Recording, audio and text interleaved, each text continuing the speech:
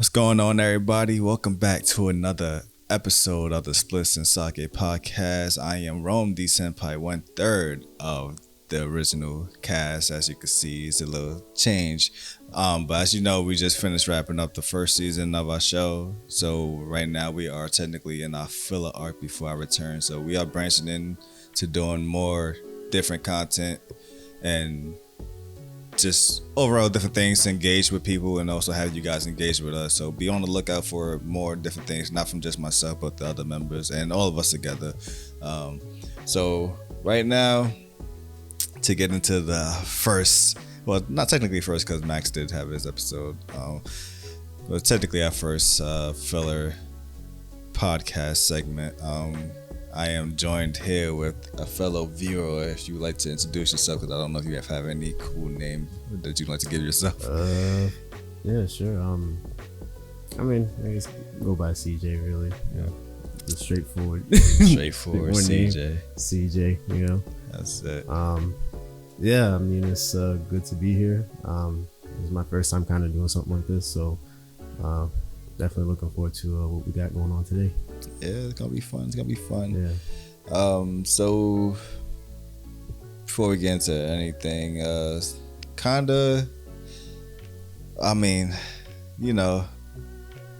name of the show is Spliffs and Sake. Obviously, I don't do the splits part. I don't really drink like that either. I know you don't either, Yeah. but this is our tradition when we are bringing new guests into the thing. We have to join them into our grand fleet. So we're gonna go with a little cup of some Taiku sake. I'm not the sake man like Max, so I can't be all specific about why this is good or not, but this is a Junmai Ginjo super premium. So Max should probably tell us why that means something. So we're gonna go ahead. I'm gonna pour up, and hopefully I don't make too much noise with my mic here. First thing I do is make noise. Yeah. All right. But while we doing that, give us a little background into how you got into anime. Well, it kind of started with oddly enough, started with Dragon Ball, of course. When I first saw Dragon Ball, that was kind of like the start of it, and then going into years later going into Z. But I would call that kind of like, I guess, more of the Dragon Ball era side of things, because I wasn't fully into it until Naruto.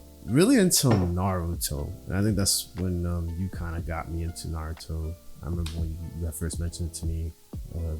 You showed me some sub episodes where I kind of caught some interest in it, and then I remember the first Naruto game I had gotten was I don't know if I started off with Ultimate Ninja 2.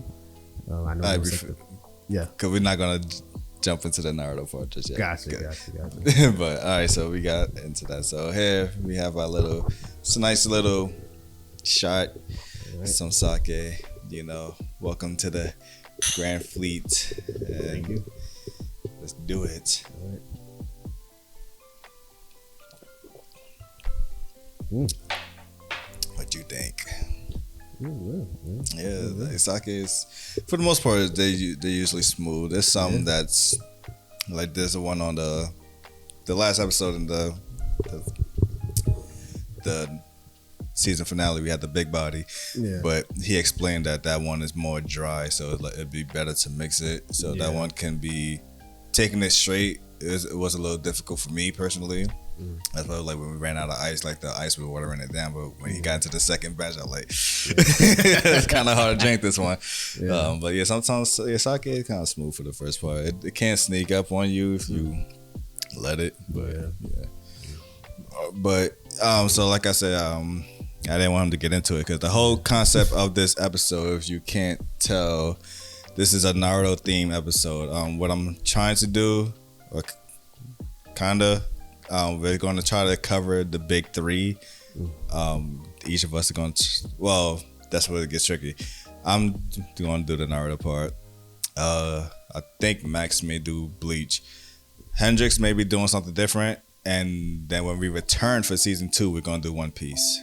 And as we mentioned before, when it comes to spoilers and all of that, we gonna go in. So yeah, I ain't caught up to One Piece or probably any other anime from this point on. Even the anime, because I don't watch a lot of anime that's new. I don't watch a lot of new anime, so they gonna probably spoil me with whatever they talking about, especially when they talk about Jujutsu Kaisen and all that. So yeah, second season we're just gonna be getting more heavy into talking about anime, and so we can actually talk about like reviews and giving our thoughts out. But let's go into Naruto, one of the big 3. Before we get into that, got your top 5 arcs? So my top 5 arcs. And that's crazy because I think my arcs is on my other phone. So like I actually had to like go back and watch some of those old arcs because it's been a while since I've seen Naruto. But my top 5. So starting at number 5, the Village Crush arc. That I have as like the number 5 spot, mostly because things after the training exams really kicks up around where like the Orochimaru kind of reveals himself, and things with Gaara kind of start to ramp up a bit. You see the reveal of like the tail beast essentially, and a lot of things kind of go down as opposed to like in the tuning exam. It's kind of like there was some good fights, then there was some that kind of slowed down here and there. Yeah. I would say, just as like a side note, like for the tuning exams, probably the most entertaining fight would be with Rock Lee and Gaara. Yeah, and that's that's also like the saddest thing. So not knowing that was that man's peak. Yeah. Like, yo, we can't wait to see what he do once he actually gets mastering of the gates. Nah, that was it. That man never went up a gate. I think he only went up to 6. Only 6, yeah. Since shame. Crazy. So that's my number 5. Number 4 now. Search for Tsunade. Reason why I have that at number 4 is it mostly has to do with not necessarily because they look for the new Hokage who happens to be female Hokage, so it's kind of for the first time you got like the female kind of taking the role of Hokage, but also the debut of the Naruto learning the Rasengan, which that was kind of like the highlight of the whole like art, where like a jutsu that took like the fourth Hokage, I think it was like years to master it. I think it was like 11 or something like that. Or 3 years, I believe. Anyway, it took years for him to master it. Like took this kid like 3 days or like damn near a week. And I'm like, wow. That's that prophecy shit I be talking about. But nonetheless, it was kind of cool just kind of seeing like pull the Rasengan on Kabuto, and just the attack itself is kind of cool. But yeah, and then I almost forgot to mention that the 3 deadlock 3-way I think it's called, with Jiraiya, the Sanings. Yeah, the Sanings, where you just have all 3 of them just kind of battle it out. I thought that was pretty interesting too. So that's why I have that at number 4. So for number 3, I have the 5 Kage Summit. That's how it is forever. Yeah. Now, I have that on the top there's a lot of obvious reasons why. I'm gonna get into more of just the parts that some people might kind of take or leave. Sasuke. Now, me personally, when it comes to Sasuke, it was always an up and down when it came to Sasuke with me.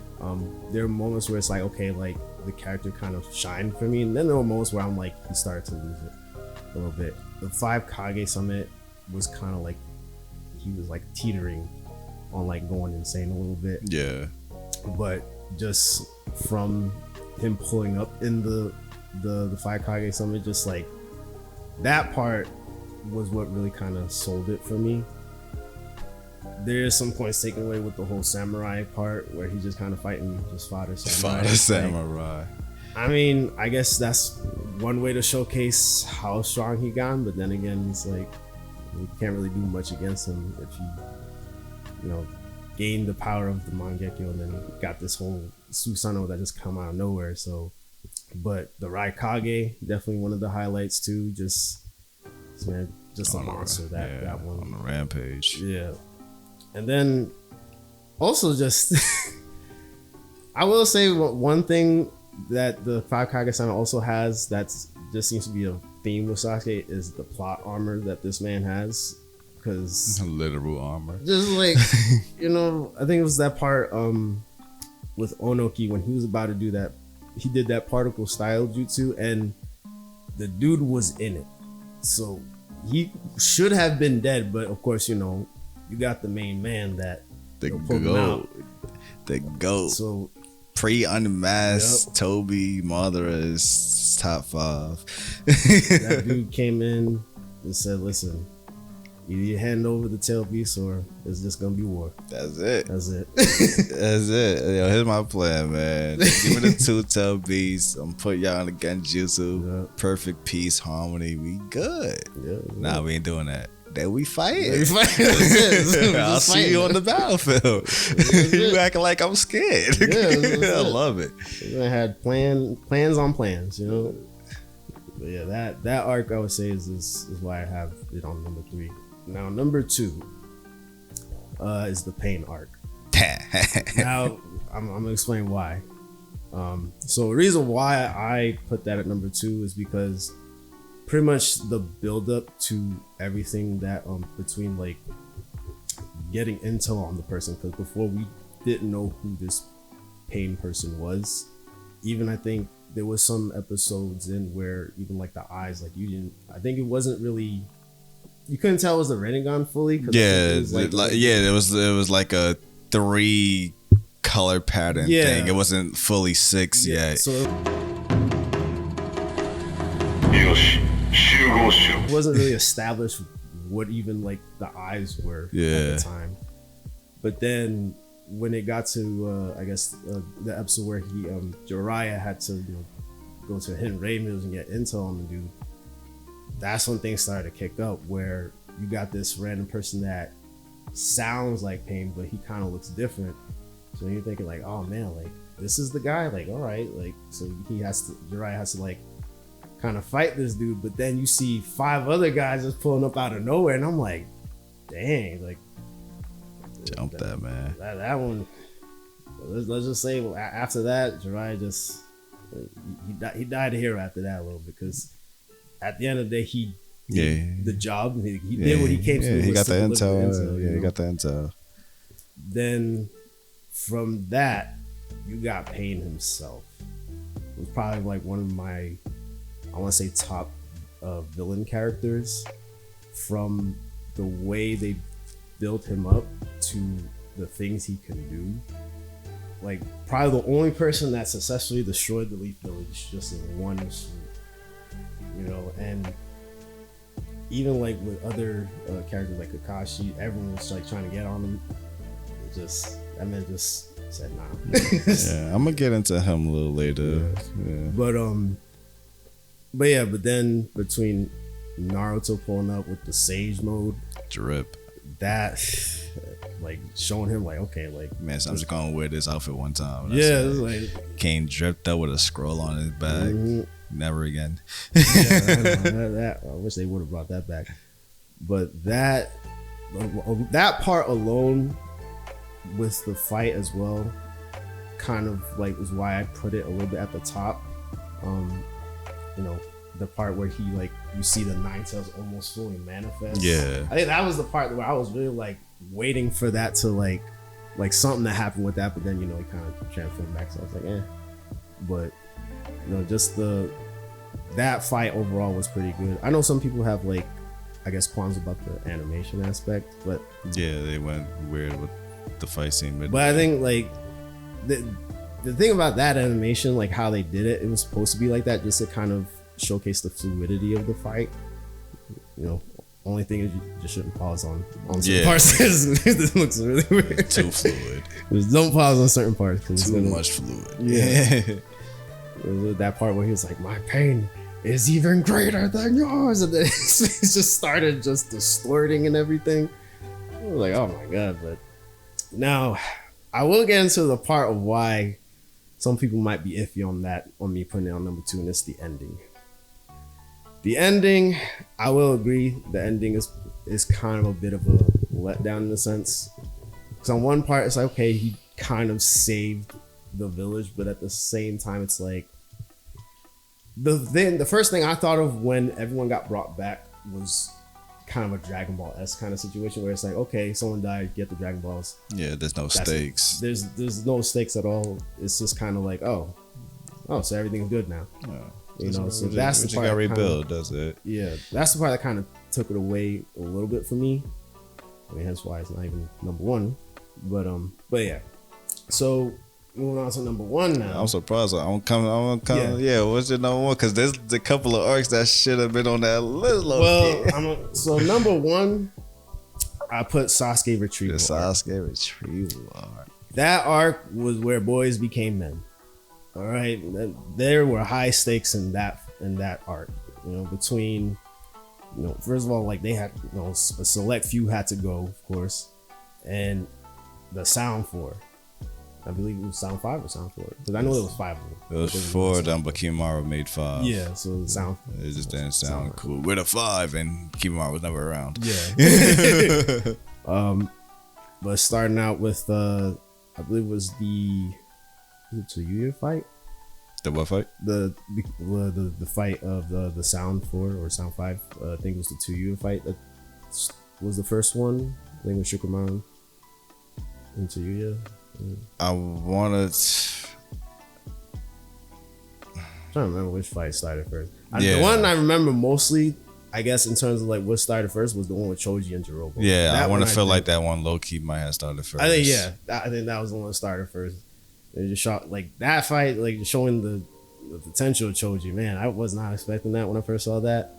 And you got this reveal. Like, I wanted to rewatch that. Yeah. I wanted to rewatch Neji's fight because you know, with a more open mind and understanding of his character, and not only that, but like, cause he's the genius of all genius. You know, there was him, then there was Sasuke, and it was like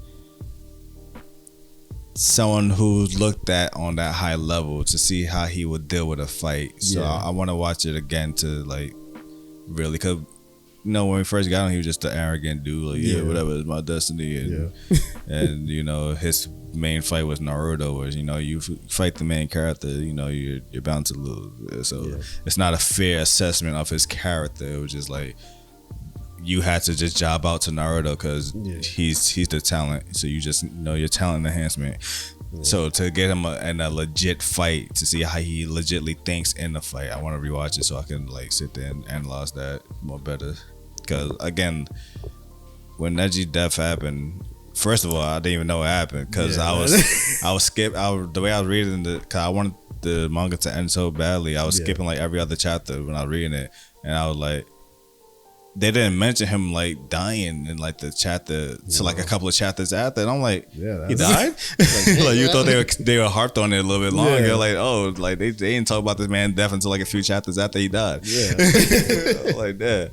Oh yeah, that the Neji fight definitely I appreciate a bit more because that dude, he was fighting for his life. Like, I mean, I was like, wow. This man was like trying everything in the book. Man had to extend the trigrams. And then I'll say my least fight in that arc is the Kiba one. He was doing alright, but it's just I don't know. I feel like that one, there was something that dragged on with that one. I feel like even though, because I'll go with Shikamaru because it wasn't even really a fight. Like they fought for a few seconds, then like half the fight was just just sitting there for like 10 minutes struggling with the shadow. No, like like at least Kiba, like sitting in that Genjutsu for a while. Yeah, the thing with Kiba fight, it was that despite like you said, when boys became men, but it showed that he low-key still wasn't ready. Yeah.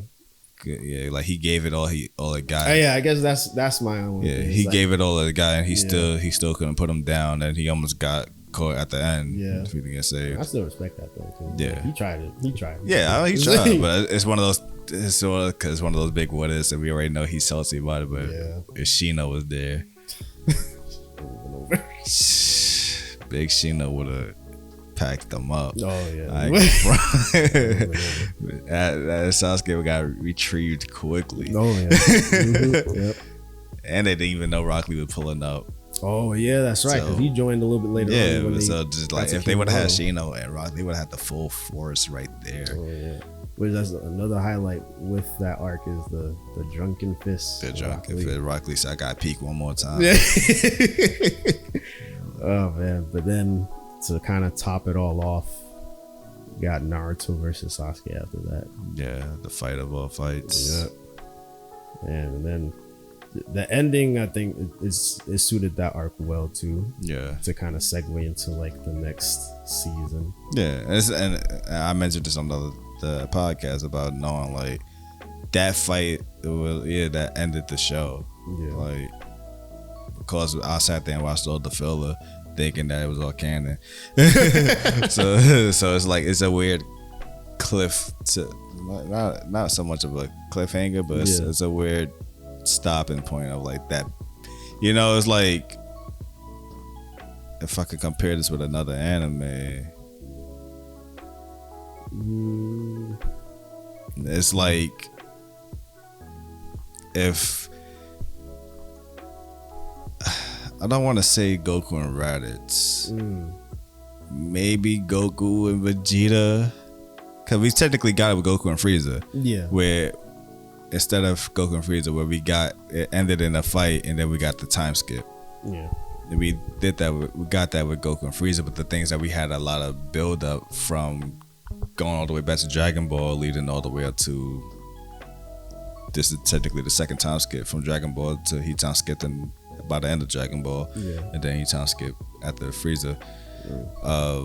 This is their first time skip, so it'd be like, like I want to say Goku and Vegeta would be a good spot. Like that fight ended, and then a time skip, and then we had to go to Namek. Yeah, and then also though it felt everything would have been different. Like, oh, now we're going to different planets. Yeah. So but everything just kept on going. Well, let me ask you, like some of the fillers in Naruto. Do you wish some of that was like kind of canon in a sense, or? Yeah, for some, cause like it gave a lot of characters more stuff. Like, like for me, low key at one point, I believe Rock Lee was low key on par with God Sensei on that filler episode when they both had to fight each other as dolls. Yeah, and they both went and like they both was like holding each other, but. We obviously when you rewatch it now you realize that it was kind of a like oh we know what we're doing type thing, so like God Sensei knew how to hold his strength and now we know how strong he really is. But at the time, because we didn't know how strong God Sensei was, I think that's low key might, and that's funny in a filler. That probably been the first time we saw Guy Sensei win gates in a filler. So canonically, Guy Sensei never went gates until Shippuden. Yeah, pretty much. so it was like we had a way of seeing like, yo, now we're seeing like we see what Rock Lee could do. We saw him in the Chunin Exam. We saw him in the Jungle Fist. Now we see his master can do the same move, but we actually seen it this time. Yeah, and Rock Lee was holding his own against him. So it was like by the time the time skip happened, Rock Lee probably might gonna surpass him. And we got nothing. It stops from there. So it was, and they even gave him a second Junkin Fist fight too when he hit the Curry. So they was hype. Like some people getting some shine that when this time skip was gonna happen, some people are gonna be elevated, and then the time skip happened. It was just oh yeah. So I was mad as hell. Like a lot happened in those fillers that could have carried on, and I also like it was funny because the last filler story dealt with Gaara, and he was like teetering on trying to control his tail beast. So we seen like he was on that dynamic of controlling his tail beast, and to start Shippuden with his death. Like That's crazy. If that was if that was canon, bro, that would have made it 10 times better because we got to see his character from destroying the village. You don't care about nothing until like, all right, I'm your ally, but you know, I'm just doing this because you know we owe a debt to y'all. We want to destroy your village. Yeah. To the final story where like, all right, I'm trying to become a better person, but I still got this demon in me. Yeah. And then we go to the time scale. Oh, now he's a Kazekage. People respect him. He controls his demon. Dies. It would have hit. Yeah. Yeah. And if he stayed dead, oh, that would have been interesting. That's the thing. Like some shows, I feel like need to take certain risks with characters. Like it's like, think about if you kill him off, you keep him killed off. Like, what direction would the story go? And there's like a lot of possibilities. And I don't want to like, because I know there's gonna probably be people like, well, this and that. Yeah. One Piece is the perfect example of doing the opposite. Yeah.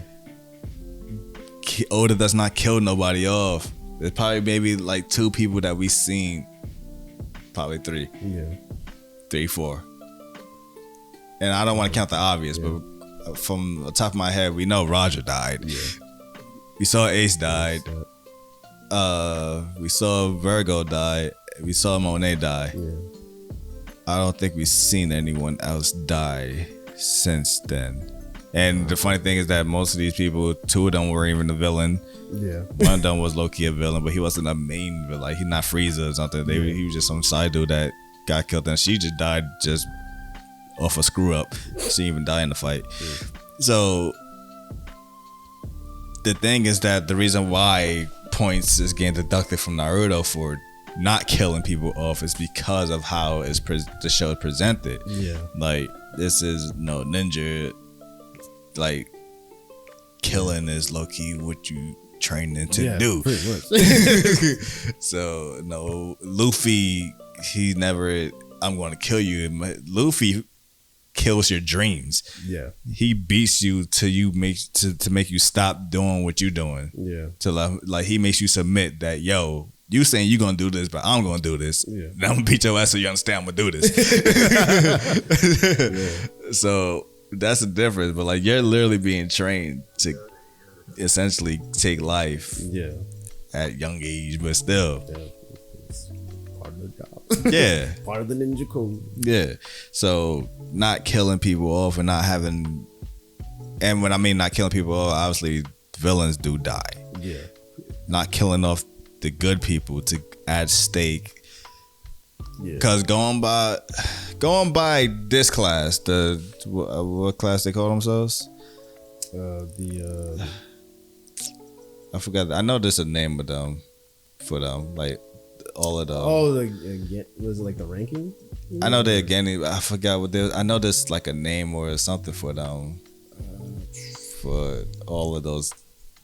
That's gonna kill me. Yeah. Oh, yeah. Like for all of the I'm not Gara for team lead, team Naruto, team. Oh, like Team 7. Yeah, but I know there's a name for like they all was categorized as one, like the getting something maybe. I don't know what it is. It's gonna kill me. Oh shit! I don't know. Cause I know that was like a big thing when Sasuke came back to the war. That was the first like, oh, we are. Well, Neji died, but like, oh, we're all actually back together again. Yeah. Well, Neji died before Sasuke arrival. Yeah. Yeah. So he did. Damn, he fucked it up. Yeah. Neji fucking it up. Yeah. But yeah, there was a name for them, and. Yeah, going by all of that, the only person who experienced something indefinitely would be Sasuke. Yeah, and but that's prior to the story. That was already established lore. Yeah, going to like Kakashi, Guy Sensei era. Losing his team. He lost his team and his sensei. Mm-hmm. So he already he'd seen the conflicts of war and battle. Yeah. So that weighs on him. Yeah. These dudes ain't seen none of that until Neji. Yeah. and it's not to discredit it because time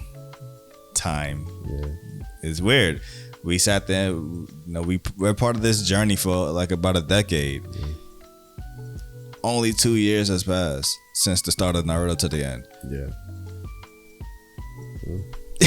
So yeah, not a lot happened. Yeah, not a lot happened. As compared to Kakashi losing, no, Obito. Yeah. And then I don't know how many, probably. Yeah, that's right. Because in his era, yeah, there was a lot though. Yeah, probably maybe a year later, he lost. He killed. I forgot her name. Oh, Ren. Yeah, Ren. Yeah. And then a few years after that, he lost his sensei. Yeah. And whoever was probably hurt during the attack of the Nine Fox. I mean, Iruka Sensei lost his parents. That's why he hated Naruto at one point. Yeah. So like, there was a lot of people in that era had lost. They seen loss. Yeah. These dudes, the most they seen was the third Hokage. Yeah, that was it. Yeah. Wow. Some people haven't seen that one. Yeah. Hey. Yeah, I mean. Yeah. And the third Hokage. Naruto is weird. I don't want to go too negative with Naruto. So let's go into how he got into Naruto, because you was going to get into it at one point. Yeah. How we got into Naruto. You want to take the floor, or should I?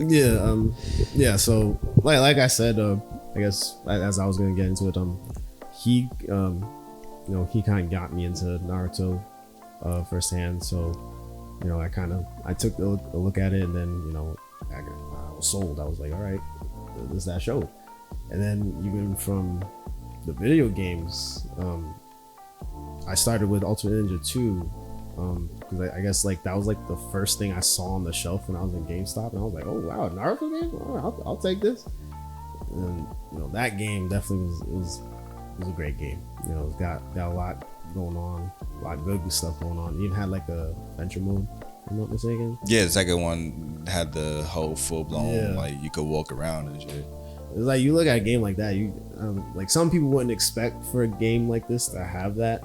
I guess I don't know. I feel like I can see some people not expecting it, but this game had pretty much a lot of stuff that I would say a certain current Naruto game today doesn't have. I can say what, but you guys know what I'm talking about. Storm too. But but like it used to be able to like customize like I think it was second one used to kind of change out jutsus, or was it the third one? I think you could third do that. one. Okay. But the second one, I think it had like where you do the ultimate jutsus, it had like the different like parts to it, like levels or something like that. They had that in the first one and the second one, Yeah. where you do the time stamp where you gotta press the buttons, and then go if you fail or pass, it goes into the second sequence, the next sequence, the next sequence. And that was before. Oh man, when you had to work for your ultimate instead of just press one button and you watch a fucking movie of this dude destroying the planet and 10% of himself go down. I hate that shit. It was like you actually have to work for it. You actually have to work for your fucking ultimate. Yeah. Like you only get I tap faster than you. You only got the first part off. Yeah. Then then Ultimate Ninja 3 was like I think the peak for me when it came to at least the PS2 era of Naruto, because that was also the first time they introduced like clash. Yeah, the clash. They did a lot. They did just a clash. We already mentioned that some characters can have completely different juices. Yeah, and I was like, man, this is like a huge fucking upgrade. Giving Rock Lee juices. Yeah. Didn't they? Man, I can't use no shit. Chidori your ass today. Yeah. Oh man. But yeah, these games were like the peak of like what Naruto was at the time. Now 4 is a weird one because that I would say is probably the most forgettable one. Because I don't know, it's like they quit halfway when they were making this game. It was that too, but it wasn't. They didn't have a lot to work on. I think they only went up to Gaara. Yeah, right? So I think that's what it was. Like that was one of the first arcs, so like like the roster wasn't like I said going after, and that's where the only good thing about the Storm shit. Well, probably since Storm 3, because I think Storm 2 was only the same thing, but Storm 2 was still stacked. Yeah. That's why they always like, we're gonna have to make sure we have everyone from the previous generation and then add more as the series go on. Yeah. So Ultimate Ninja 4 only went up to just that one season of characters. Yeah. And they might have some previous generation characters, but it still wasn't enough. It wasn't a lot to work with. Yeah, that's true. But yeah, Ultimate Ninja 4 was still fun. especially with the way they did Ultimate Jutsu, they kind of changed it up where I guess like certain characters had like, I don't know, it was weird because you had characters where they made use of like the taunt function, which there was like a taunt function I think in the Naruto games, where it gives them like a certain like stat or whatever, or it kind of enables them to like use like a different level of their ultimate jutsu. Yeah. And then of course, you also had ultimate jutsus that, which I think I forgot to talk about that with Ultimate Ninja 3, Awakenings. That was when they first introduced Awakenings. Yeah. I mean, I think it was Awakenings was, it wasn't, when was Awakenings introduced? I don't want. I mean, technically two, but technically, I mean, low key one. Kinda, because we had, well, they were secret characters. Well, they were secret characters, but I'm pretty sure maybe Rock Lee had the gates. Oh, maybe, but you couldn't awaken into Fox Mode or Curse Mode. They were separate characters. Yeah. That was that. And they fucking hit like trucks, but the only downside was Sasuke was that he was slowly dying. Yeah. Like, oh, got a character slowly dying. Great. But it was so good. To actually, like, yeah. Like, you could use during certain ultimate. Even, yeah, probably would be too. Like, doing a certain ultimate with Sasuke, you get the Sharingan mode as well. And I don't remember what that did, but there was some form of awakening, but to fully transform into something. Yeah, like 3 was like mainly it was with Naruto and Sasuke, where you had the QB cloak for Naruto, and then stage 2 Chris Mark and Sasuke. Like those were when they kind of really went more in with the awakenings. Yeah, and then 3rd, was it? Yeah, which they introduced that to like the other characters as well, like with the Sound 4. Along with Kinemaro. Like they had Awakenings too. So they had their stage 2 stuff. That roster was stacked. Yeah. Drunken Fist Rock Lee also. You had the Butterfly Choji as well. So they had a lot. Yeah, that roster was stacked. Yeah. With 4, it was. And it's not. Oh my lord. And they gave us all the Kages. Oh yeah. And we did from 1 through 1 to 4. Yeah. They gave us all the Kages as well. This was back when we didn't know what they could do back then. Yeah. The 4th was, he used to be known as the Yellow Flash. The Yellow Flash. He didn't have a Hokage. We didn't even know his name was Minato. Yeah. The Yellow Flash. I was like, oh, who's this guy? Oh yeah, that's right. Yeah, that roster was stacked. If you haven't played the original Ultimate 3, that's a time right there. It's good. Yeah, it's really good. That's a time. But yeah. But you know, aside from PlayStation 2 now, PS3 now is a whole other thing now, because that was an interesting era with the Naruto games. The first time I saw Storm 1, I mean, I didn't have a PS3 at the time. I was still on the PS2, but that game made me want to get a PS3 because it was the first time I've seen a Naruto game at that scale. And then I think the part that really floored me the most was the whole walking around the whole village. And I'm like, whoa, you can walk around the whole entirety of the village? I mean, I wish it was kind of like they had a little bit more than that at the same time, but of course that probably would have been asking for much at the time. I mean, that's always when we get something. All right, more. So even more.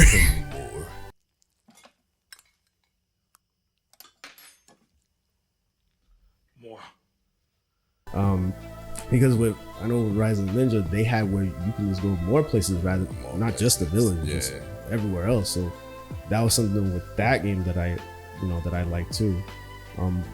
But you know, Storm 1 was kind of like, I like to say it's like the foundation of what they were trying to do, because it didn't have online or anything like that yet.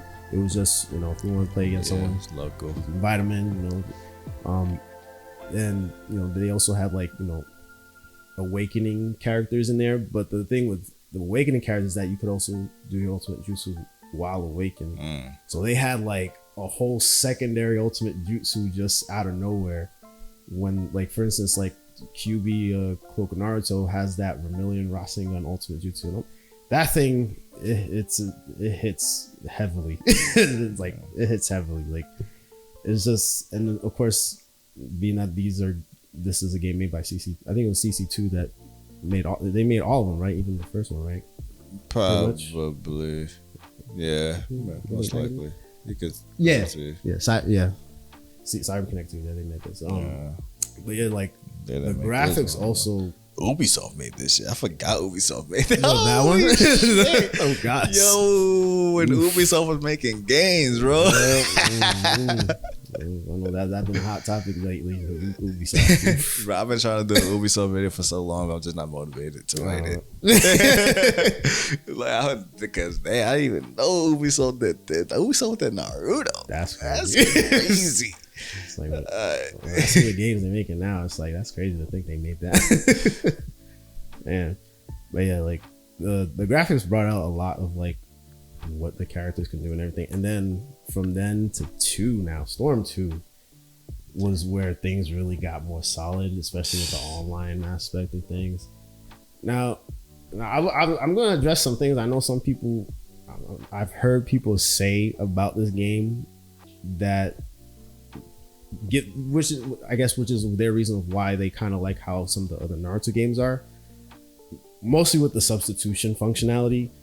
I've been hearing people saying that like it was always spammy in the second one, but you had to time your substitution. Yeah. I remember I replayed that game. I've been in a lot of situations when I couldn't really sub because I was doing this, but then when I timed it, it's like. So it's not spammy. Yeah, getting older now because you probably playing someone who just understood the meta. Yeah, getting older now, the game is like when you play those like Elden Ring games or whatever, where doing the parry and the dodge, so you have to time it to get a good, so you can counter properly. That's technically what the substitution was. We just didn't understand that at the time. We were just constantly pressing like, what the fuck, man? I'm not. So it's like and then they like, oh, whoa. We didn't realize that y'all didn't know how to play the game, so we're just gonna make it easier. Yeah, pretty much. It was like, listen, as long as you had chakra, you could do a substitution, but if you didn't, oh well. Free damage. Bro, Storm 2 it was good. It was solid. Like this, them, and then of course them doing the whole like iteration of the story from the show was also really good too. It was perfect, bro. Which I will say that's one thing with the first one that is a little bit like kind of like not great when it comes to like them doing the story aspect of it, because it was in like missions and only some of them had like exclusive cutscenes in it. Yeah. So like the 3 Sonic one, that one had like an exclusive cutscene. The Naruto versus Sasuke one, that had like an exclusive cutscene. But also you gotta make sure you do all the time events right to get the bonus cutscene in it. There's like 2 versions of that fight when you think you fight when you fight the Manda. There's the first part, and I guess there's another one as like a special mission or something, I guess, to do again, but it's like a more harder difficulty. Good lord, those commands they go too quick. Like I think I had to do like at least like 5 or so tries before I actually got it right, because I didn't realize how quick the quick time events were in that game sometimes. So I was like, dang, this is insane. Like, I don't remember this being that fast. but that they kind of slowed it down in previous games. But yeah, this second one is good.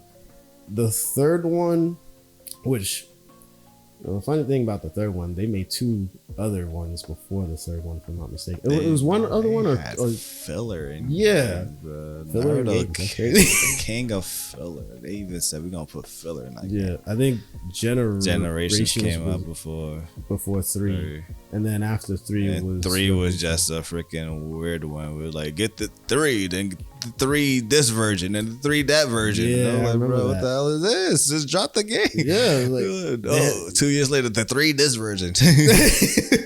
Because they had like 2 versions of that. It was the regular one and then the one that said full burst.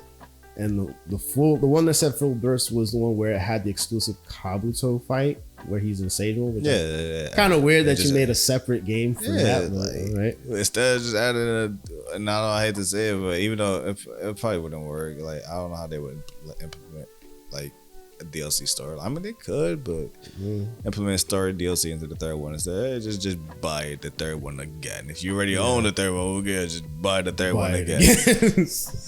Yeah, pretty much. And then you got the fourth one. Well, before I talk about the fourth one, I think there was another one I skipped. Revolutions. Storm Revolutions they made too. Because after Generations it was 3, and then after 3 it was Revolution. So 2 filler games. Filler, bro.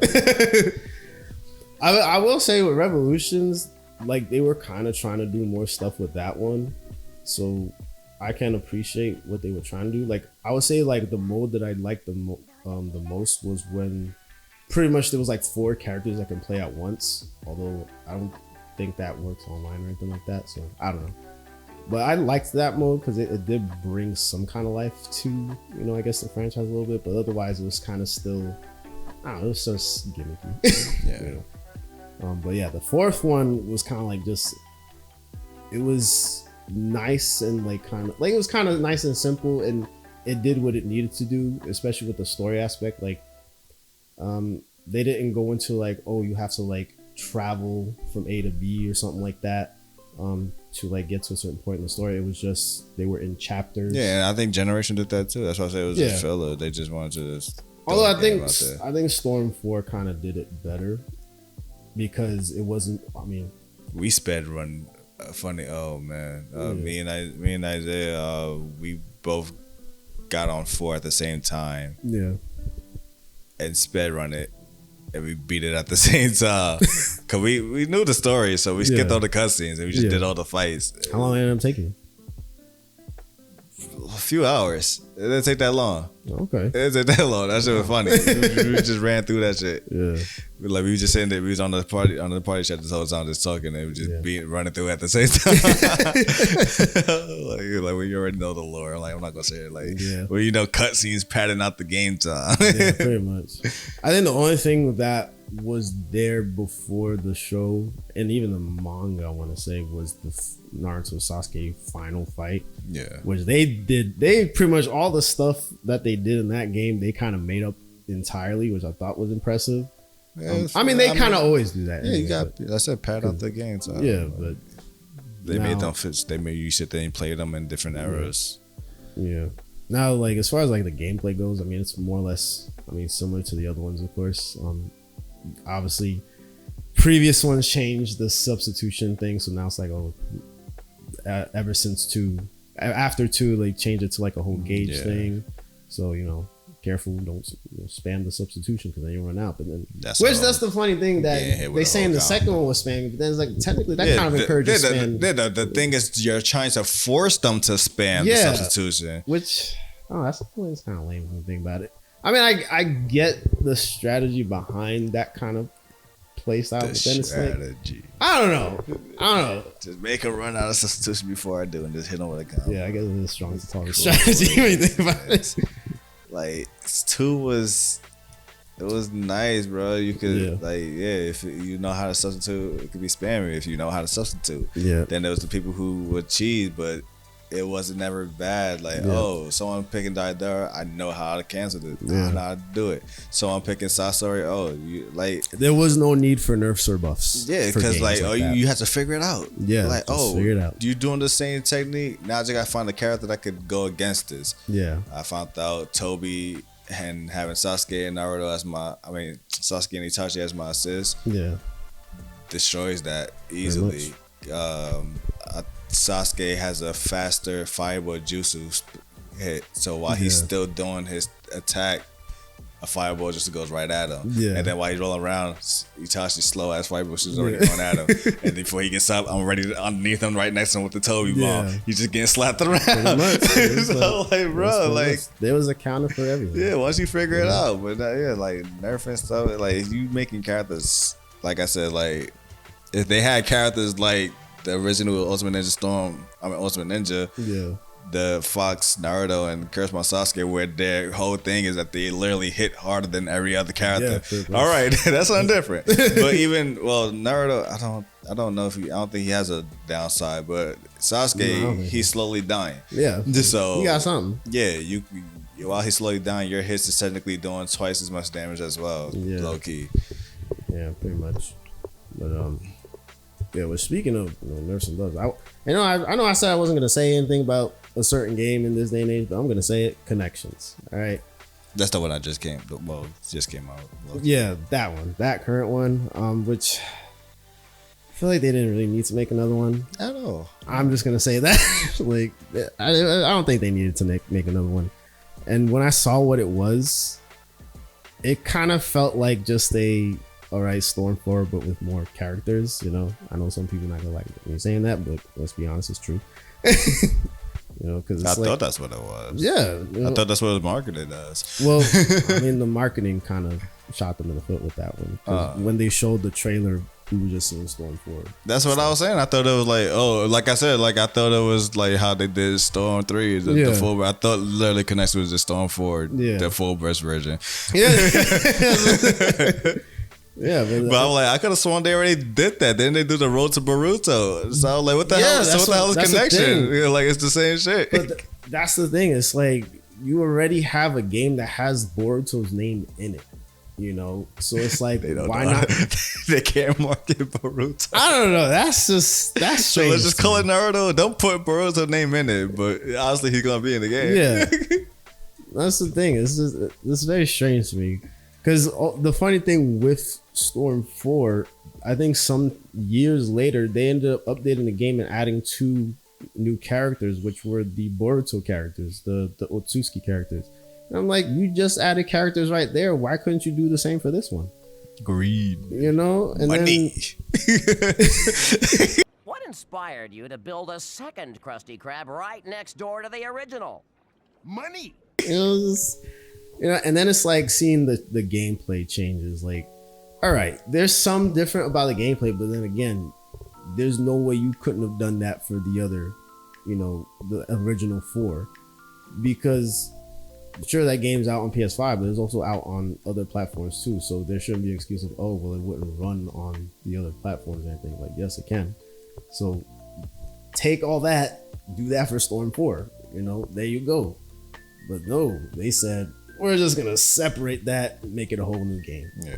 And it's like there were a few good characters, but I'm sorry, there's not enough characters in that game to make me want to get that game. Of course, I'm gonna go into my side of the story. So funny enough, as he said, I'm the one who introduced him. So it was a chain reaction. So we have who me and Isaiah call our senpai. He's the one who was like feeding us information on anime and the anime culture, low key, and mostly on Naruto. So he was telling Isaiah about Naruto, and then I went to Isaiah's house one day, and the Sasuke fight was still new in Japan at this time. The Naruto Sasuke fight. This was right before Curse Mark 2 was animated. So he was watching it, and I'm like, what the hell is this? And he was like, yeah, this is Naruto, something Hudson told me about, blah, blah, blah. And he like, I'm just sitting here like, and the funny, because like he's trying to explain the story, and like not knowing that technically the Naruto Sasuke fight is like, you're technically at the end of the show. Yeah. So he's trying to explain the whole show to me, basically, and I didn't understand what the hell he was talking about. So I'm like, yeah, this show sounds stupid. And then I saw that combo. I saw D combo. Yeah. I'll clip it in. You know what I'm talking about.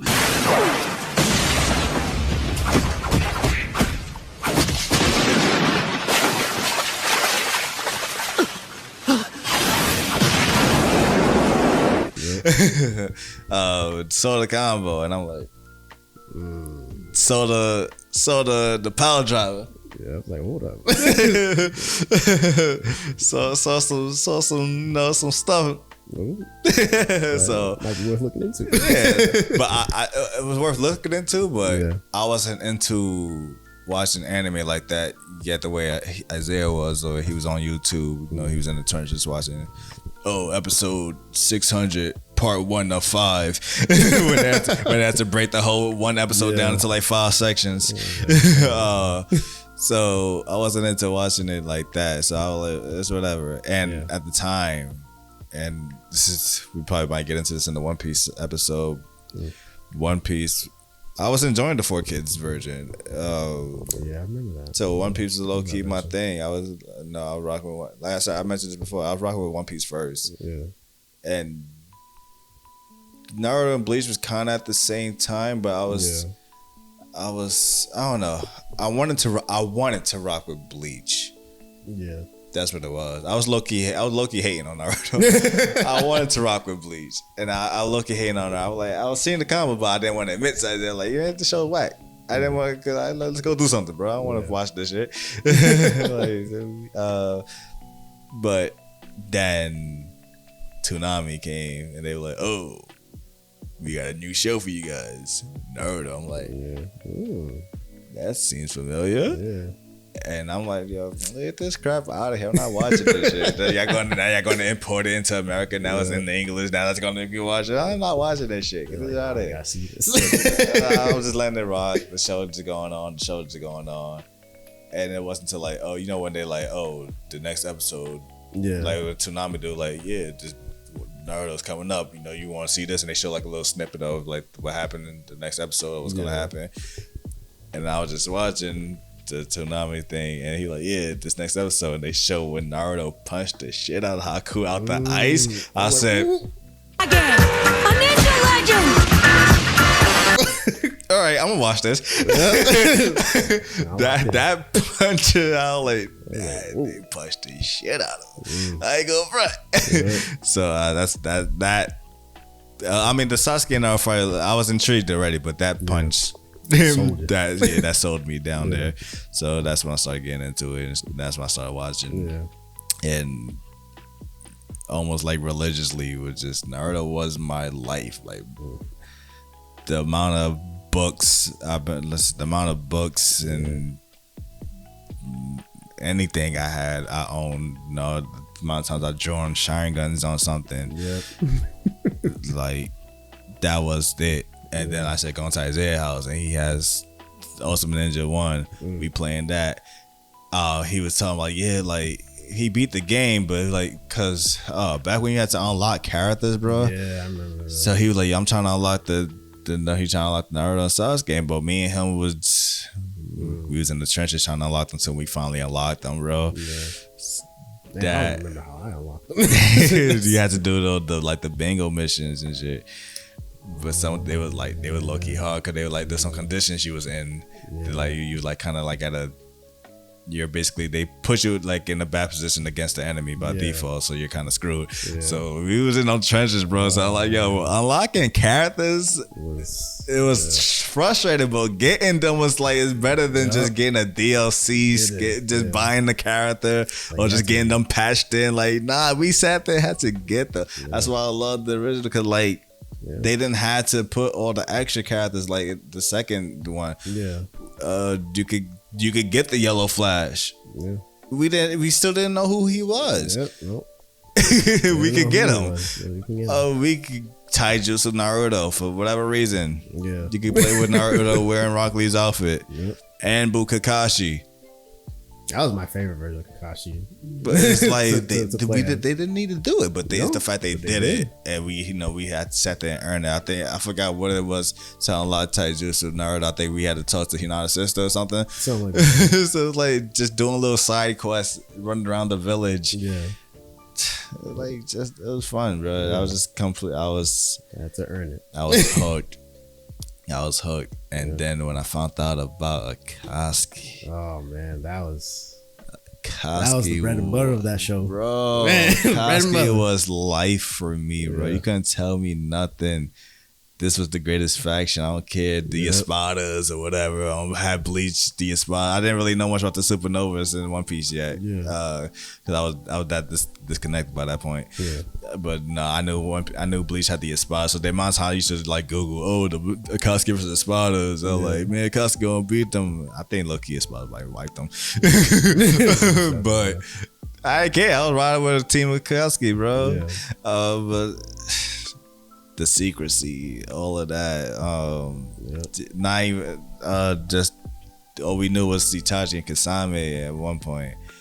Then at the end of the Sasuke and Naruto fight, where freaking Zetsu pulls up at the end, and then they have the secret meeting. I was like, yo, this shit. And then Shippuden starts with Akatsuki business. Oh, yeah. I was like, this is about to be the greatest show ever. If it's, I wanted Shippuden to be all Akatsuki low key. But I wanted it to be a little, but stop they start short somewhere. Yeah, they start dying too early. Yeah. The first one to lose is to Sakura, bro. That's crazy. Which I mean, the stock was going down. The stock was going down. The first Akatsuki L was to Sakura. Which I mean, I get like what like they're trying to kind of portray like, okay, like how strong like the the generation had become like since the pre-times. Yeah, and that's why I'm saying that, and that's what we wanted. That's why I'm saying, like, I thought all that filler was real, so I was like, I couldn't wait to see all of that, bro. I was on when Shippuden was debuting.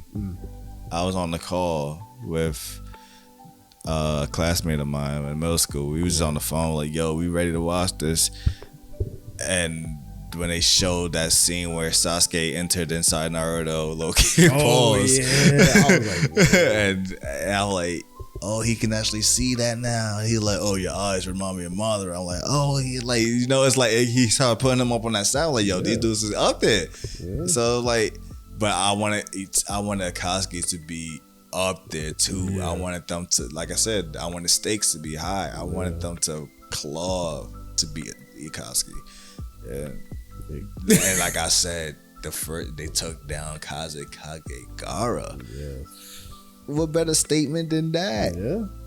Like you took down the Kage. Like, and we know Gara, we knew he was a menace as a kid. So now we seen him as an adult. See, we saw what he was like. He lifting up the whole thing. I was like, yo, and they still got him. I was like, yes. Akatsuki about to fucking destroy everything. Yeah. Which lucky they did. Yeah, they did. It wasn't for that. It was just so much. When they started getting into that's the Otsutsuki part of things. It's just getting when they started getting into backstory of stuff. It's just like when you had to explain everything and it starts getting whack. Like, knowing that Itachi was dying the whole time, so that Sasuke and Itachi fight was mid because like, I was planning to just make sure you see that you killed me so you can awaken your eyes. Yeah, kind of is type thing. It's like, all right, cool. And then there's the whole, who Pain is and all of that, and which that was a good. It's a good story, but it's also like. It shows what it shows with grief and all that can do to you because they lost their close friend. Because we know that Yohiko was still been alive. The Akatsuki would have never went that way. He would never allow that. Yeah. So like to see like, but it was just a vicious cycle of hate and pain. Like tricking Madara into tricking Obito for that one thing. He just needed to see that one thing. And it was like, that was planned the whole time. I don't know why that had to be planned. I don't know. And then tricking him, and then tricking Yohiko and just deception upon deception. Yeah, and it just it's like, who is the mastermind exactly? It gave away that frightening of the team. Now it's just about one dude just scheming like turned out to be a shadow. I don't care about it. That's the part that definitely spoiled it. And then they explained that that's like he been there since the beginning of time. Since this man was when? Like, what the fuck? Like, when did this become a thing? This man was there for it all, and I'm like, bro, you should have all the knowledge. Then like Koski should be taking no losses. Yeah. That's like the war art part of Shippuden is like, I feel like that's more of like an eye candy type of thing where it's like things just look cool. Yeah, that's what it was. All fans are. Yeah, they were like, once they realized that the army was gonna be reanimation, like, now we get to see everyone back again. Yeah, like I will say, like my favorite part and what kind of solidified the reason of why this dude's name should be feared by all ninja was when they brought back Madara, like the real one. I was like, okay, now we see why this man is revered as like the legendary shinobi. I'm like, wow. Man pulled up and went to work, and it's one of those. Also, it's one of those things that I don't, not to discredit nothing, but it's like having people like Madara and the first Hokage, like, you know, being called the god of shinobi and whatnot. Like, damn, like, you trying to tell me nobody was nice since then? Like, damn, like. Man, the way Mother was glazing, he can fucking heal without even hand signs. I was like, like damn, like we still over here struggling. Yeah. Like, this man was on Wi-Fi while y'all still on dial-up. What the hell happened? It's one of those things like the conspiracy theory about Earth. Like, at one point we was actually so advanced in technology, and then somehow we just got knocked into the Stone Age, and now we're where we at now. A little slow in advance. Yeah, it's like somehow we went backwards. They were like, what the hell happened? We left the planet. Y'all still ain't catch up. That's one thing. It's like, cause like it was like sometimes with some kids, like I know when I was a kid, like I had like an envision of like, oh man, technology's gonna be here one day, and it's like some of it is like just starting, but it's not where you would think it. The problem is I don't want to know who it. And not to go on the side tangent, we're gonna cut this off. But I don't know who is. The problem is that they want to do too much. Yeah. And they can't master one thing. Yeah. Like, there should be no reason why, if y'all care so much about global warming and all that, electric cars shouldn't have been the norm a long time ago. Yeah. Like, we should all be able to own Teslas. Like, it should not be a premium car that's out of our reach. That should be a normal thing because we're trying to save our lives and down the future. Then going into just simple technology, VR been out since 2014. About 2014, I would say. And it's still not there. Nope, not there yet. y'all doing too much. Right. Y'all trying to do one VR to do video games, one VR just to look at the internet. It's like, just master one headset, bro. Like, too many companies trying to, we are going to focus on now. Just master the headset.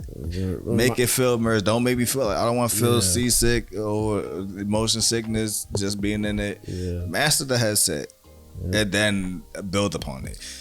Y'all doing too much. So instead of being jack of all trades, just master one thing. Y'all trying to monopolize on one thing. Like, you can only get this quality gaming VR on the Xbox. You can only get the best browsing on that Apple bobblehead shit they had.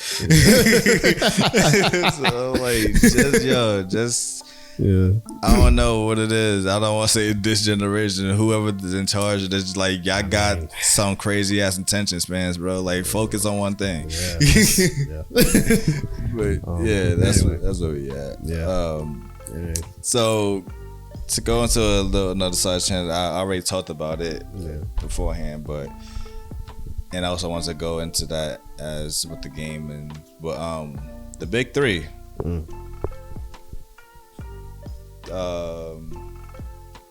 I'm sure, knowing your history, Naruto was mainly your only intake of the big three for the most part. I mean, because with it was like with Dragon Ball and Dragon Ball Z, well, mostly Z, that was kind of like my first main thing, and then Naruto came in, and then that's when it overshadowed it for a while because it was something very different, you know. Dragon Ball slowly coming back there now, but you know, a little bit, but not as much as, you know, I wish it would. So I'm sure you seen Bleach and One Piece, of course. Yeah, I've seen Bleach. I think I was getting into that at the time, but then I think after a while I kind of fell off from watching that because it was just I don't know, the plot. I just couldn't figure out what the plot was. Like, what was it about? I really wanted to enjoy Bleach. It's like, these fights are cool, but like, why are we having them? It's like, I want to know. I mean, it was like, when you answer the question, you left with more whys. Like, we understand, well, why Rukia had to be captured. I'm sure they explained it. I don't remember Yeah. why they was trying to execute her to begin with. Alright, cool. Yeah. And when they did the Rukia getting executed and they stopped that, Aizen did his betrayal. You're like, why are you doing that? And I don't know if we got his answer, but then it's like, then why was that? It's just a lot of whys, and it doesn't feel like. Yeah. And we also explained this, like Ichigo. I mean, I'm sure they did the whole child of prophecy thing with Bleach. I think they did. Like I think he's like, oh, he's a Quincy and all They of this did, extra. because I've been hearing a lot of stuff with him where Like it's there's a lot of stuff in his Yeah. history, but before we knew all of that, Ichigo was just a victim of circumstance. Like there was no story for him. He just happened to brought in. Rukia was the main character. She was already doing all this stuff on the side, and he just happened to be involved. And she's like, you just got involved into it. So there you are. Naruto, Luffy, simple. I want to become Hokage. I want the village to respect me. I want to be king of the pirates. I want to be the freest man in the world. Yeah. Now we're just gonna sit there and watch him do it. Yeah, very much. To this day, what the hell is Ichigo doing? Like, why? What is he doing? Just because your friend is out here killing souls or soul reapers or whatever, why I gotta do it? Yeah, it's your fight, not mine. Yeah, just because I've seen it happen, that don't mean I need to continue. Yeah. You have a responsibility. You have a duty to. I was just walking to school, man. Like, Yeah, what we doing? and the problem with that is, I can understand it was like, oh, this which I'm pretty sure that's what they're getting at. Like, there's an unseen fight happening because only certain people can see the demons or whatever. And so, like, we're protecting this part of the reality to keep Earth safe. The problem is the show, from my knowledge and what I remember, barely takes place there.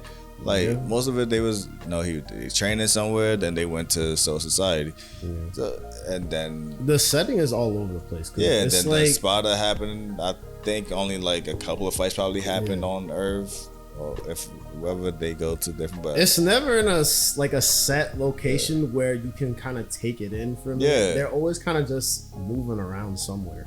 And again, there's no stakes. I don't recall a pain situation happened where someone blew up a whole city. I just remember just the more like some of the iconic fights, like the Grimjo and Ichigo. Yeah, that's like, where I stopped. That Grimjo, Ichigo. Was it Udio and that dude that? I don't remember his name, but I know what you're talking about. That's because the yellow eyes. Yeah, that was my favorite thing. That was my favorite, and that was the only time stakes where. We didn't know at the time, but him doing that, he sacrificed his powers to win that fight. Yeah, I was like, that's lit. And then she's like, oh, what's going on? It's the same thing with Gon and Hunter x Hunter. Like he sacrificed his nothing to win that fight. They're like, oh, what's gonna happen now? So we can sit there and watch it. But something didn't make me want to watch. Yeah. And that's what I'm saying. Then going into the games. All the big threes did have games coming out during the PS2 era. Yeah. Bleach don't have a lot of games though. That's the one thing I realized. Not in America. Yeah. Like there's I know there's the DS games I got. Yeah. There's like that one PS3 game. Yeah, the PSP one. Well, that one's from Japan. No, the PS3. There was one for PS3 that came out.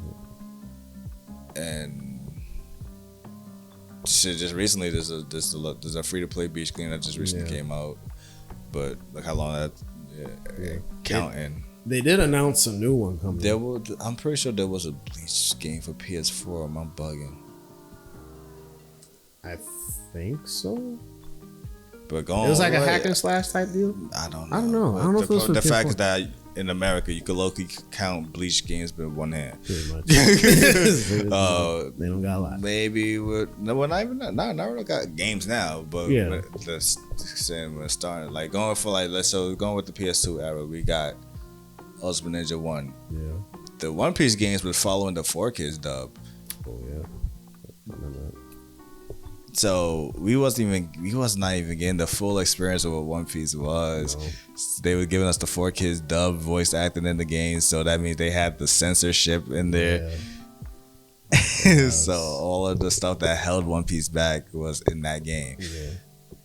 Granted, they somehow managed to make two, I think three. They made two of those games. They made some One Piece Carnival Cruise or something game. It was like a party game. And then there was that One Piece game. I don't know if it came out in America, but it's like. Wasn't it what you said you played? I thought it was one you play where I guess the characters are kind of like a little bit like shorter or whatever or something like that. I know that's the 4Kids that ones I was talking about. That was the one. Oh. Yeah, because they were looking like chibi characters. Yeah. That was also like that. There was a lot of stuff holding that one back. It was fun, but realistically looking, if you're trying to promote this game to the audience of anime instead of this is a kids game, that was the problem. Yeah. And then all the other stuff was Japanese. I know there was the Battle Stadium game with Dragon Ball Z, One Piece, Naruto. That was only Japanese. And I think it was low key only. I don't think it was only. I think it's GameCube and PS2 it only came out for. And of course again it was Japanese. So it wasn't until the PS3 ever One Piece started getting games. But we got the Pirate Warriors franchise, which went to 4. We got the Ultimate Red. We got Odyssey just recently. Burning Blood. What's the other one?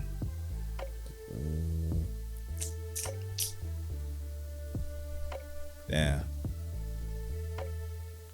Wasn't there another one? It was like a turn-based. It was similar to Odyssey, unless it was Odyssey, and then there was another one that was called that.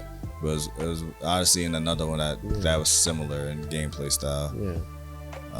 What was it called? Yeah, but the fact that we got a few One Piece games now, that's more than one hand. Yeah.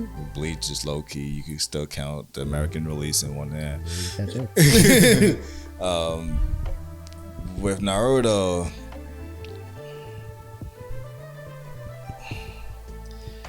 I said there was a lot holding it back. Yeah. My question is, why you didn't think they went like the Ultimate / Tenkaichi route with Bleach and One Piece?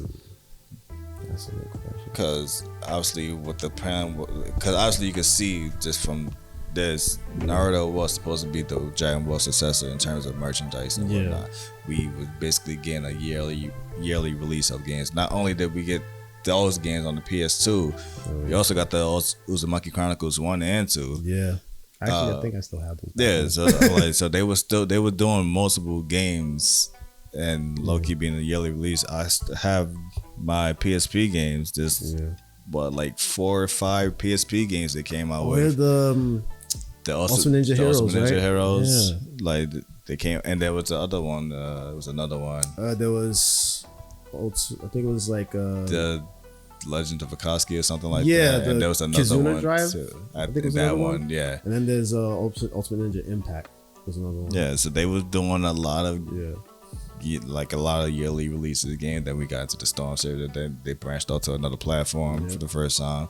Because again, these was only PlayStations for the most part. They were not even that. And then they what is that? Clash for the GameCube. Clash of Ninja. They had the whole side series on the GameCube. They have the first one, and I think there was there was like Clash of Ninja Revolution or something like that. Yeah, but it was like at least 3 of them, and I think the 4th one was Japanese only. Yeah. There was a whole entire game. But the point they were working on 3 series on main consoles. Yeah. The Heroes on PSP. The Council Ninjas or whatever on the Game Boy Advance and DS. And so it was like they was making games like crazy.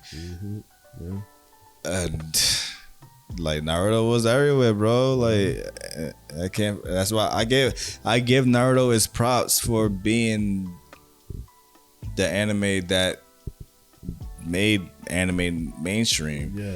Because I mean, it ended. Just how it ended. Like, it wasn't even that for me. It was like I said. Once I found out about the child prodigy thing, yeah, it's I don't know, something about that just. It's like watching, and it's one of the reasons why I don't watch My Hero. yeah. Granted, it was also because it was dry, but and funny, I don't want to talk about the manga panel that I saw.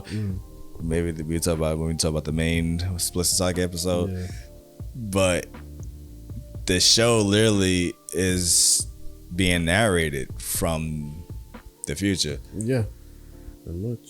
Thus already selling the fact that you're not in no harm's way. No matter how many times, every time he uses his ability, he break his arm and all of that. You know he gonna be fine at the end of the day. Yeah, That's it. yeah. Because you're narrating this. Yeah. Unless this is how, I died at the end, but for some reason I'm narrating. Then all right, cool. Yeah, because I know some stories like they'll show like part of the end in the beginning, and then they'll show you how they got there. But Oh then yeah, after that, I hate when Boruto did that. yeah.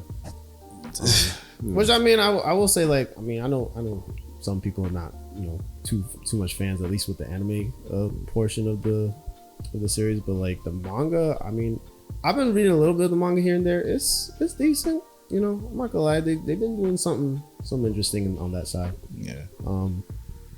But it's like like when you already give a reason for me to no longer care for your character no more. Yeah. Like why am I watching this? Yeah. Like there's no stakes. You're already telling me that this man's destined to be good. Yeah. Like as much as One Piece makes it seem like there's some kind of destiny thing or whatever, Luffy himself rejects it without rejecting it. Like spoiler alert, not spoiler alert, like I said, we don't care no more at this point. Yeah.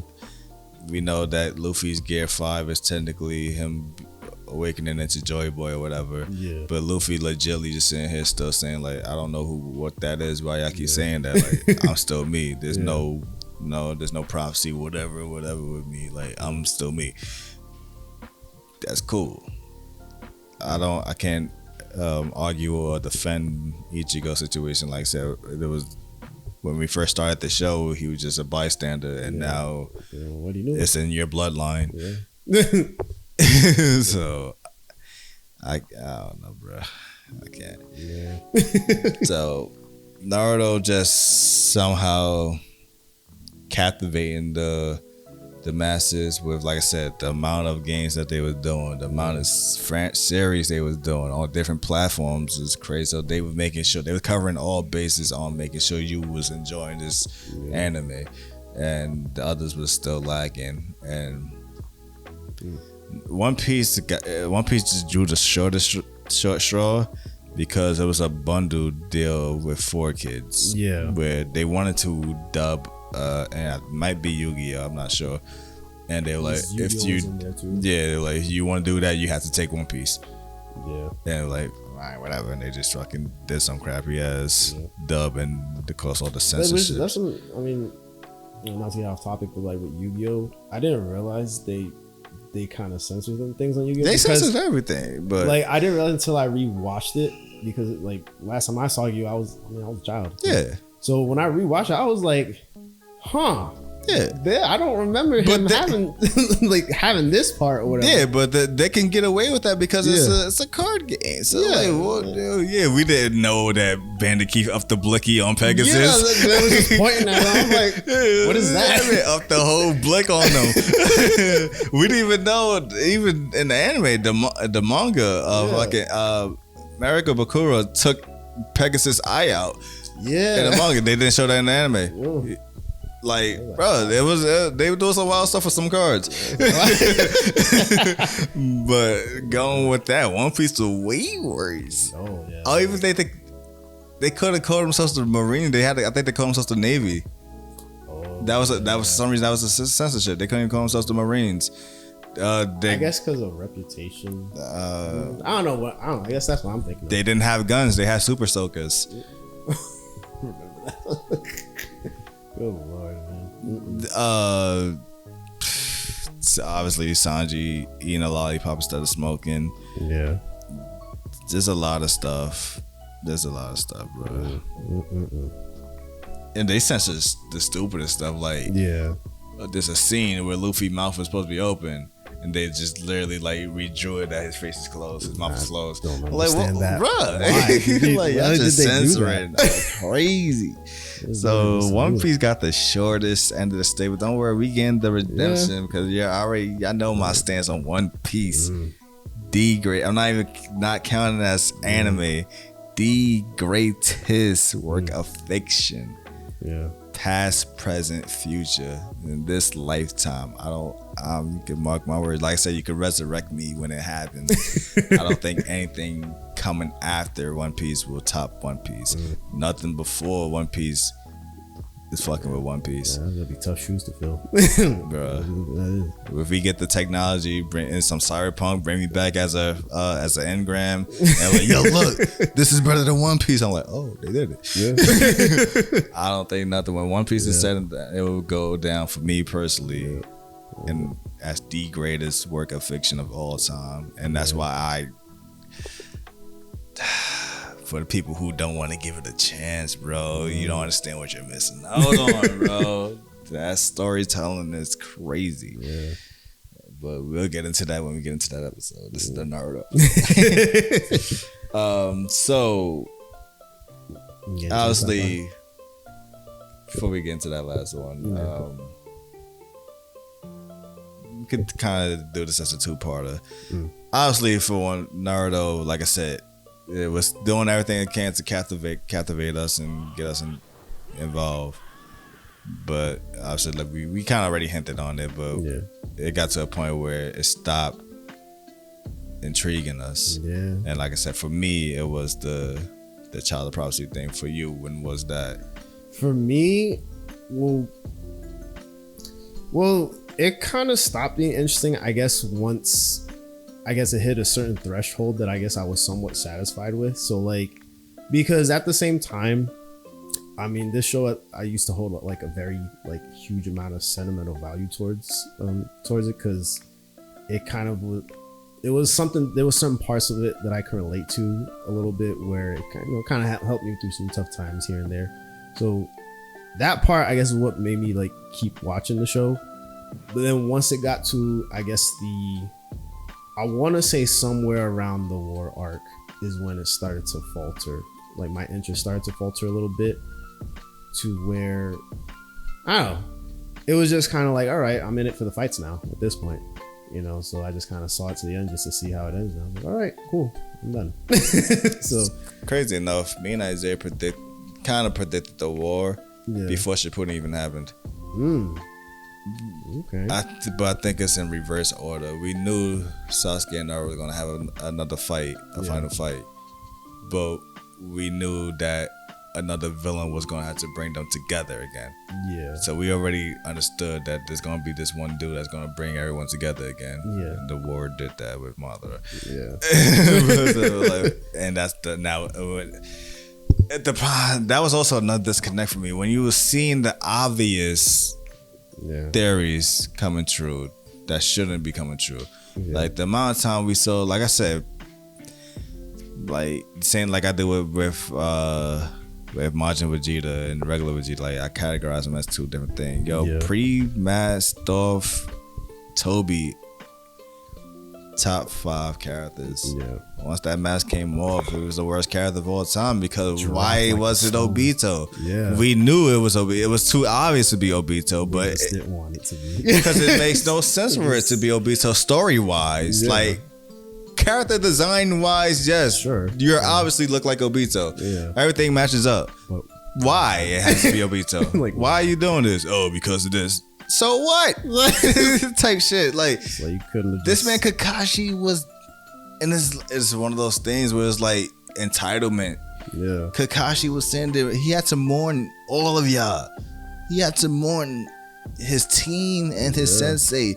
He had to carry on the shame of his father taking his own life. Dang, that man carried a lot. Yeah, because that was his father was shamed upon for that. Yeah. So he had to carry all of that. and you mad at Kakashi because of what he did that one time, and you didn't know the whole truth. But the fact that one thing that Kakashi did that's fucked up compared to everything that's fucked up that happened to Kakashi, all the fucked up things that happened to Naruto, everyone had a reason to be a villain. Yeah.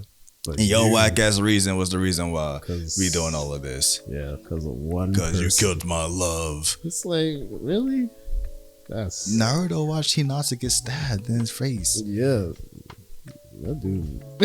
He could have easily yeah. I know pain. I'm gonna join Nikuski. That's the thing. Naruto had a lot of reasons to join. All the reasons in the world. Like, nah, I'm still gonna fight for what I believe in. I was like, and it still worked out in his favor. Everyone came back to life. Yeah. Which that's another thing. Like because I had seen like videos of like there was like this person doing like videos of like an alternate story or timeline of like what if Naruto like went over to the other side, which is the Akatsuki side. A lot of us thought that back when the Akatsuki picture and the shadow figure, like two shadow figure, like, one of them with spiky hair, one of them with longer hair. That's obviously Naruto Sasuke from a different timeline or some shit. It gotta be. The one time the theory wasn't correct, and rightfully so. That could never been stupid. Yeah, that would have been. But it would have been funny because like, this is us. If y'all would have went down a certain path, but it wouldn't work because Sasuke wasn't in the village. Yeah. So it made no sense for Sasuke would have to become a full-fledged good guy for that to work. Yeah. Which that's another. I gotta talk about Sasuke with this one because, like, his character was good, like in the first like part of Naruto, and then even like I want to say the first half of Shippuden, because it was more about like, okay, he's trying to avenge like his clan and all that. So it was fitting for him. Yeah, he had a purpose. But then the moment he found out the truth, it's like he kind of just did a whole like 180 and said, you know what? We're gonna destroy the village now. It's like, what? It's like on one hand I get it, but at the same time, if it makes more sense to clear your clan name. The problem, and also the problem was that he found out the truth in a way that works out in a favor for another person. Yeah. We saw the lengths he had to go through to fully get the truth. He had to sit there and talk to his resurrected brother. Yeah. To get a piece of what he should do. Then, bring back Orochimaru. Bring back all the Kages. Tell me everything so I can make my. This man has to learn from 5 different people to get this story. From the dead. Yeah, from the dead. And like how he would never got the story otherwise. Yeah. So it's like. And then another thing with the whole dynamic with Naruto and Sasuke, it's like listen, that's great. He brought him back, sure. Had it been anyone else, I'm sorry, that man going in the ground. It's like, you're gonna, first of all, betray the village, but betray your own friend. That's cold. I don't know how I feel about that, because it's like you gotta be like, you gotta really have like something within you to really. The problem with that. Sasuke, I mean, they low-key branded him a traitor the whole time. Sasuke, which is weird because he didn't officially become a traitor until the Kage Summit. Yeah, that's a good point actually. Yeah. So like, and I also know that they locked him up when he did come back to the village. They locked him up. I don't know for what crime, but that would technically be his only crime for killing Danzo. I mean. Well, I guess because when he was fighting Naruto and I guess was trying to kill him, they count that as that. Maybe. I know. Nobody was there to see it besides Kakashi. Yeah. You Kakashi snitching? That's your Kage? Yeah, I saw that. I saw that shit. not while I'm Kage. You gonna do the crime, do the time. Oh, snitching ass.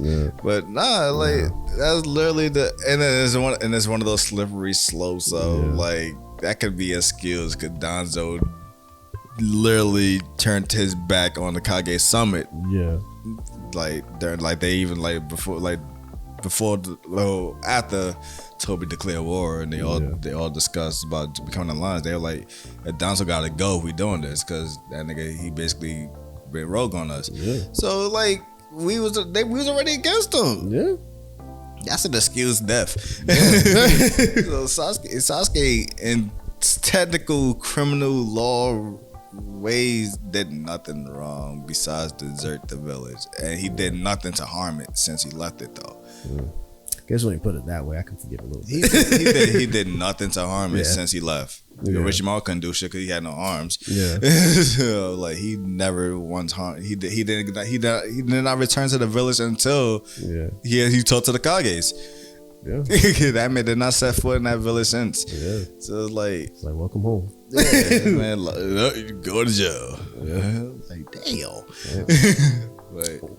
Well, then there was the other part too after the war when he just straight up went back to revolution. I was like, oh my god, this is like, bro, can we like end this peacefully? Yeah, and you already know the straw that broke the camel's back in 10 different directions, left it in the wheelchair, lit it on fire, cremated it, buried it. All of that devastating stuff is when this man obeyed. Oh my gosh. This man died. Went to the afterlife and everything and said, hold on. Let me give you something real quick. This man went back to life and transferred his eyes to Kakashi. How? What jutsu was that? I never heard of that one. That ain't no reanimation, nothing. This man's defied death for a moment. It's like, what scroll is that you reading from? Somehow had enough power to transplant a whole eye. It's no. I mean, if we're being honest, once they introduced the Osuki nonsense, that's. I mean, at that point, but I wouldn't put it past it that he was gonna do that. I mean, it's whatever. Because, like I said, we predicted the big baddie. Yeah. Well, we predicted there's gonna be a big baddie, regardless. Whoever has happened to be, it sucked that they took it away from Madara. Yeah, I was hoping it was Madara. Yeah, because they could have saved all of that for Boruto. Yeah.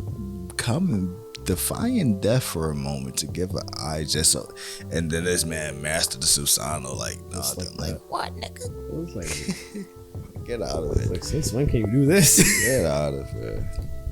And that's the thing. It's like it's one of those. It was like it's cool to look at, but man, is this stupid? Yeah, that's what I was saying. It was all just eye candy, but like man. And of course, filler flashbacks ruined a lot of the story too. Flashback ruined when they, like I said, when they tried to explain stuff that did not need to be explained.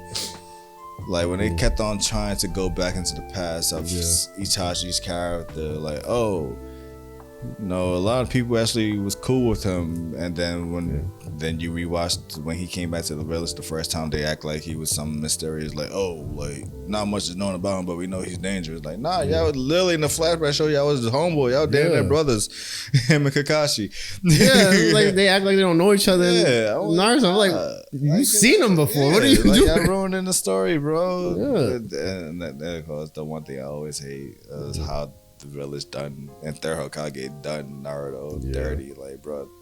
It's like it's the Hokage's son.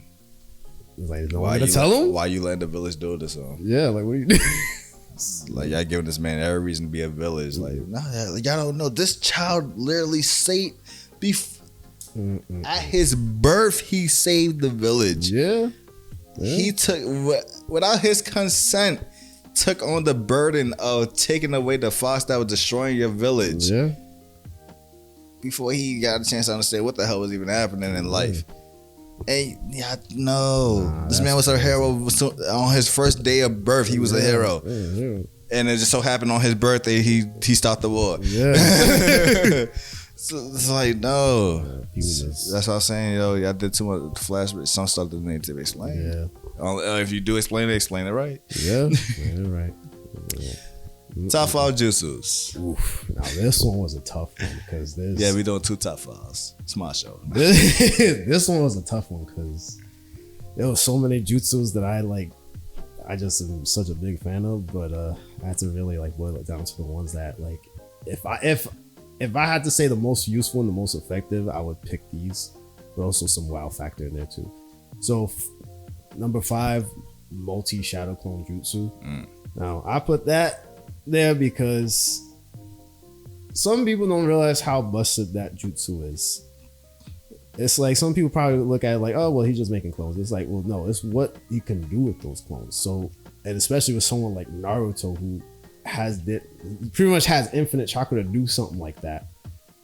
You can do anything from reconnaissance missions to just straight up learning everything at once, because one of the things with the shadow clones is that they kind of take in anything they do is a memory they gain. So once they disappear, all their memories become your memories. So Naruto pretty much, if he could, I mean, he kind of somewhat was kind of on that verge of could have learned every jutsu in the whole show, pretty much living out Orochimaru's dream, because that was one of the things Orochimaru wanted to do, was learn every single jutsu on Earth. So that's why I put that at number 5. You know, so especially it was created by, I believe, the second Hokage, right? Probably second Hokage created magic. So he created something like that, and Naruto made more use of it than he ever did. So what does that say? Everyone did. Everyone took his jutsu and made more use of it than he did. Yeah. Now, number 4, I put Rasengan. You know, that's that reliable. You know, can't go wrong with that. Yep. You know, it's like what better move that has more destructive power than the Rasengan? I mean, I could think of some, but honestly, this one it's so versatile. Condensed. I was watching the clip about like when Jiraiya was explaining it. Rasengan, like, bro, like the chakra just constantly. It's basically constantly getting stronger because it's constantly rotating. And the more it's rotating, it's getting faster. Right? Like, bro, like top powerful is about being in your hand. Just hold it for 5 seconds. Yeah, that's it. It's gonna get that shit's 10 times stronger than it was when you just created it. Yeah, like just the destructiveness, like especially when they demonstrated it, not just in this Search for Tsunade arc with Kabuto, which, like, first of all, when you saw the damage that was done to him, it was like. I was like, damn, he got him. But then even when he healed, he still couldn't stand up. I was like, yo, that's a busted jutsu. I'm not gonna lie. And then against Sasuke, back when Chidori used to be like that iconic, you know, like, oh, okay, he pulled out the Chidori. When they both faced each other with the Rasengan and the Chidori, and then he hit the water tower. Yeah, on the house. Like you saw with Sasuke, then you're like, okay, his distance damage. Sasuke high, like, yeah, bro, I put a freaking whole. And look at Naruto's size, like, oh, he just did a little dip. Yeah. He jumped over. Look at the back, boom, just like the whole thing just blown out. I'm like, yo, that thing is like a shotgun.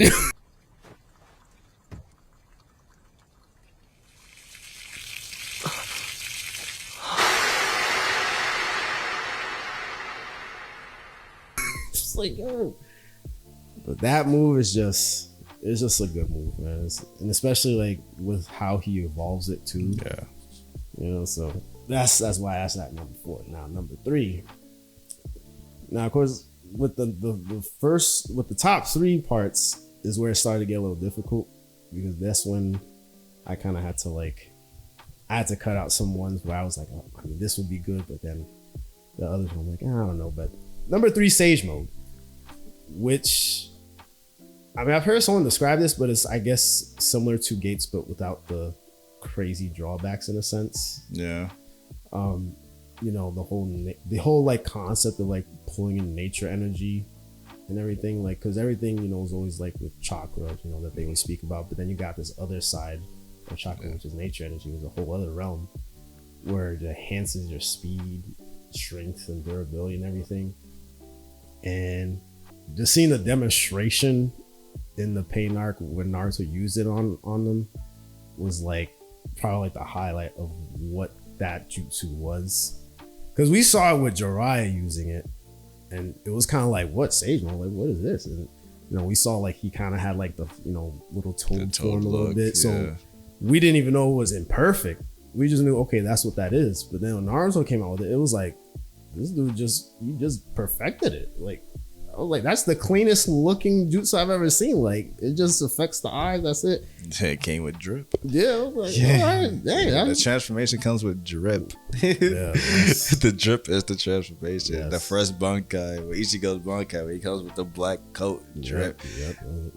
Well, technically now, Gear 5 Luffy is drip now. Yeah, It's literally Is just that all white outfit? it's drip. When the transformation is drip, you got something. Yeah.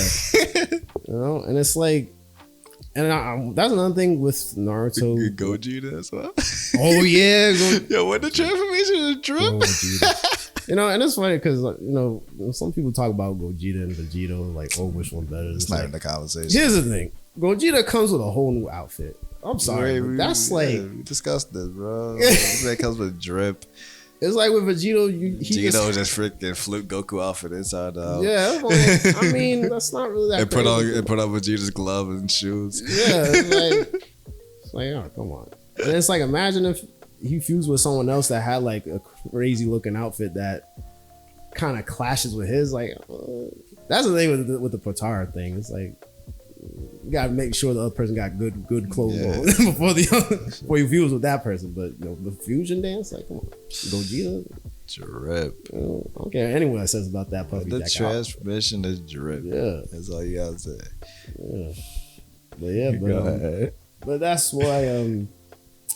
But yeah, that's why I put that in number 3. So now the final 2. Number 2, Flying Thunder God Jutsu, also known as Flying Raijin, by the Yellow Flash, aka Minato himself. So that jutsu, we didn't really know about that jutsu, I think, until way later in the show, I think, when they started introducing Minato, really. Yeah. I mean, really in the video games. I mean, we knew he was the Yellow Flash, but we didn't know why. Yeah, but then we just like, he's just that naturally Flash until you found out that it's technically a jutsu. Yeah, it's not. But his reflex is still crazy. Yeah, that's why that jutsu works for him. Yeah, and to be known as the person that took out 1,000 ninja, like that's insane. That's a reputation when you see him run. Yeah, and I think I remember they showed like a flashback episode of like him fighting against the Raikage and Killer B to outspeed the Raikage. That's what I was saying. That's what I was saying. His natural reaction is crazy. Yeah. So times it with that jutsu just makes him unstoppable because he doesn't have to wield a hand sign again. Yeah. Like while this man was speed blitzing him, he was already throwing the kunai up. Yeah. But he did it so effortlessly, like he did not show movement. No. It was like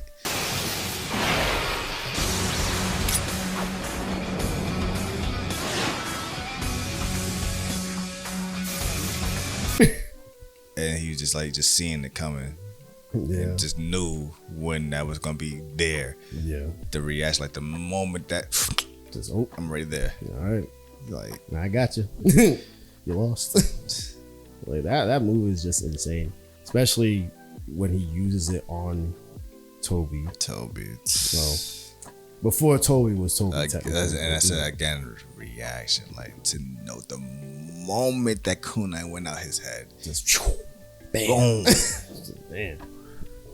Like, that move is just such a good move. So that's why it's a number 2. Now for number 1.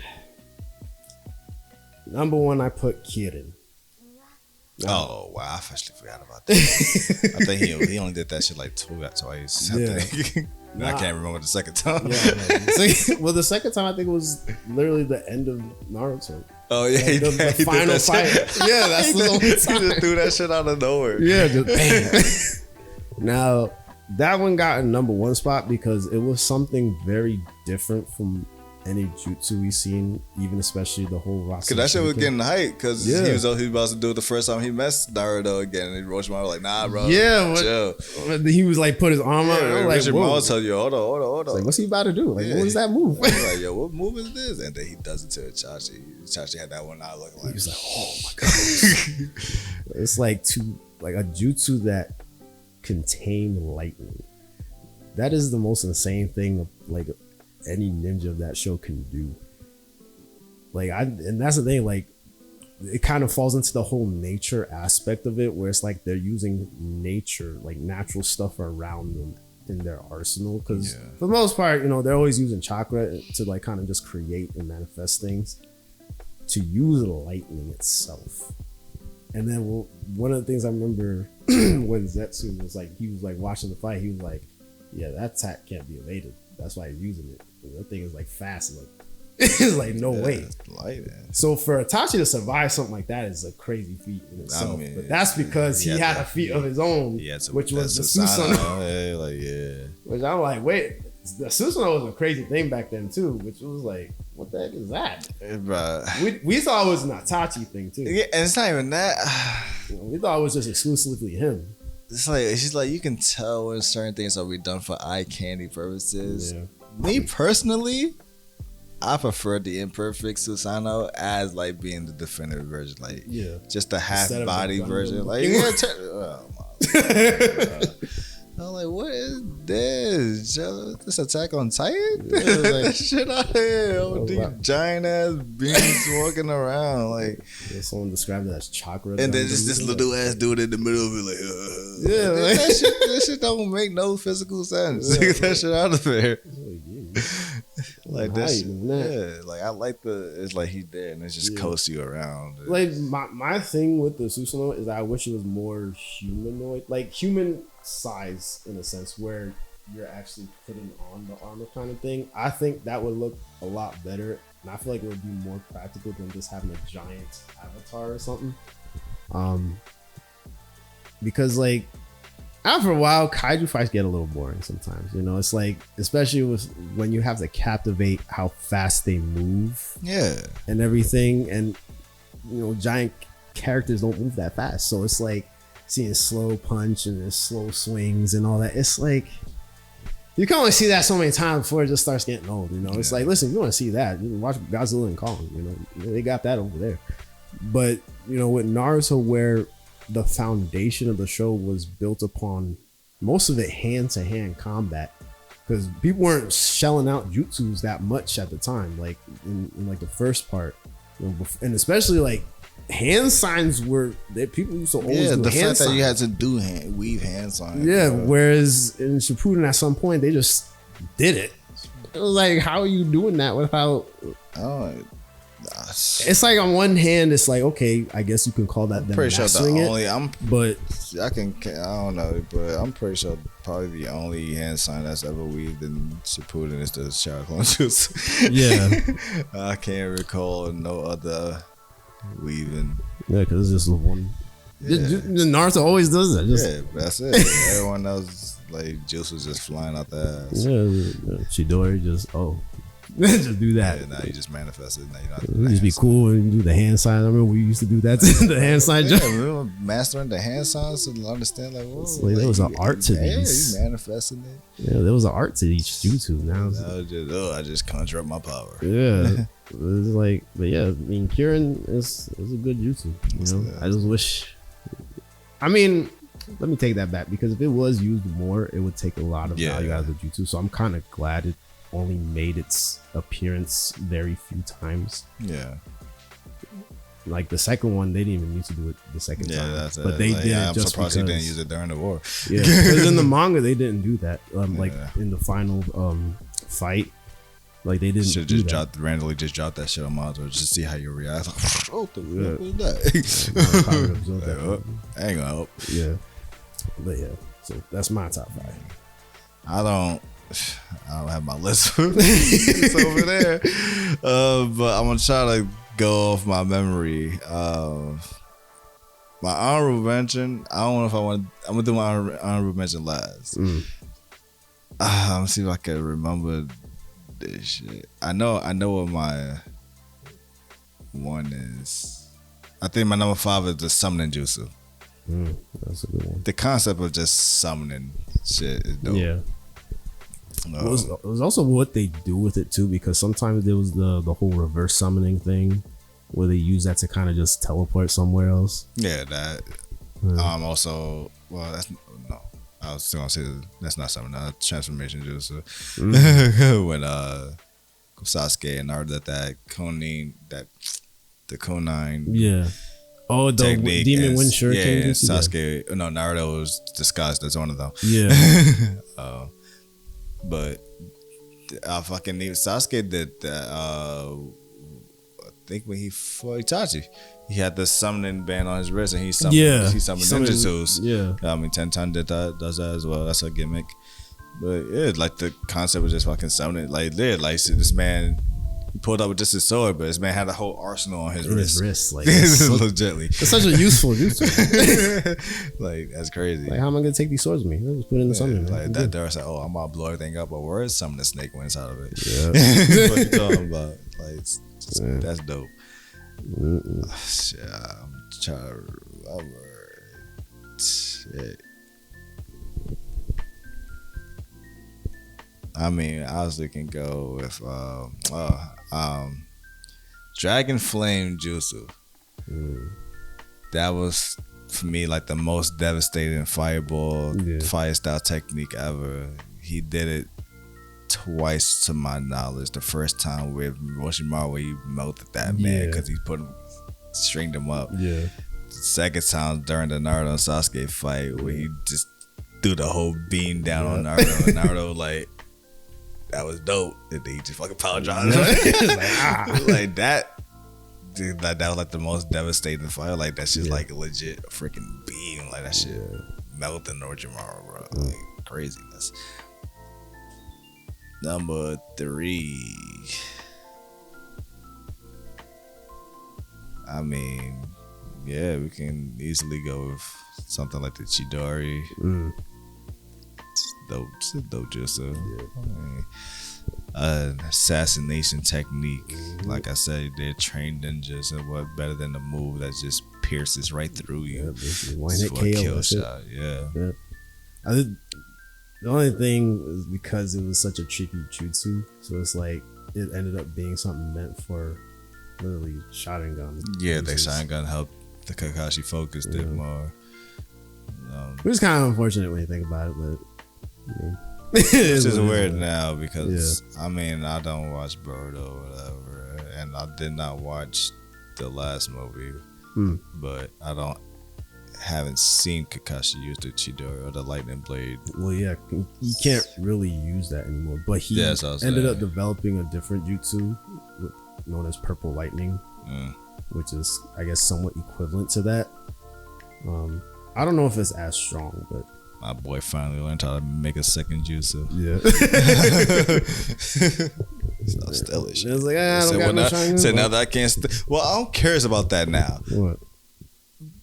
So, despite that he lost his Sharingan or whatever, does that mean he lost all the jutsus that he copied as well? Well, not really, because it's like if he used the Sharingan to learn it, he still learned it. You know what I mean? So. Cause I was like, damn, I just lost my whole arsenal. Bro. All I know is lightning, and I can barely do that. 1,000 jutsu gone. Yo, he learned. Cause if he lost his Sharingan, not only could they set the lightning blade, even though he was developing it before the Sharingan. Yeah, the Sharingan helped before. Like literally, he lost everything, including the lightning blade with the. Like yo, I'm just a dude now. I lost my eye, and now I'm just a dude. I got no start from juice. scratch. I got no juice. That's crazy. Yeah, nah. I mean, man, if it worked that way, that would have been crazy. Nah, man, that one eye was everything. Yep. Nah, he still know all the joints though. Second jutsu, I don't want to force an answer because I have my list, but it's there.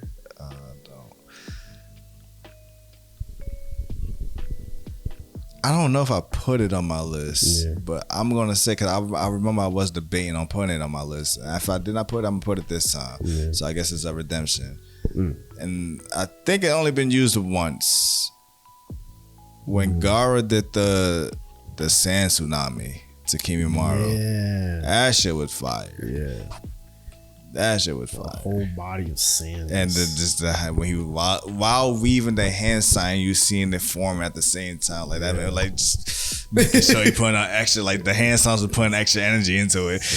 Catch all this sand. Yeah, that like this man threw a whole tsunami and this man didn't harden it.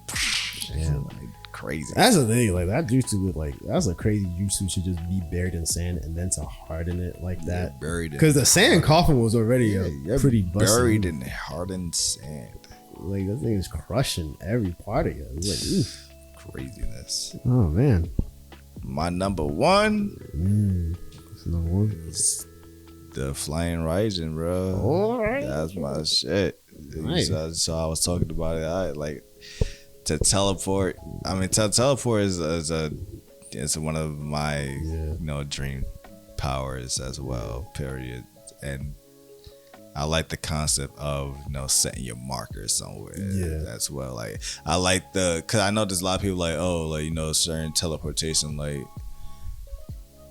in theory, if we teleport or something, obviously that's the whole point of making it fancy. Like the concept of the reason why he called the Yellow Flash or whatnot. Like he literally transfer himself into a form of yellow lightning energy.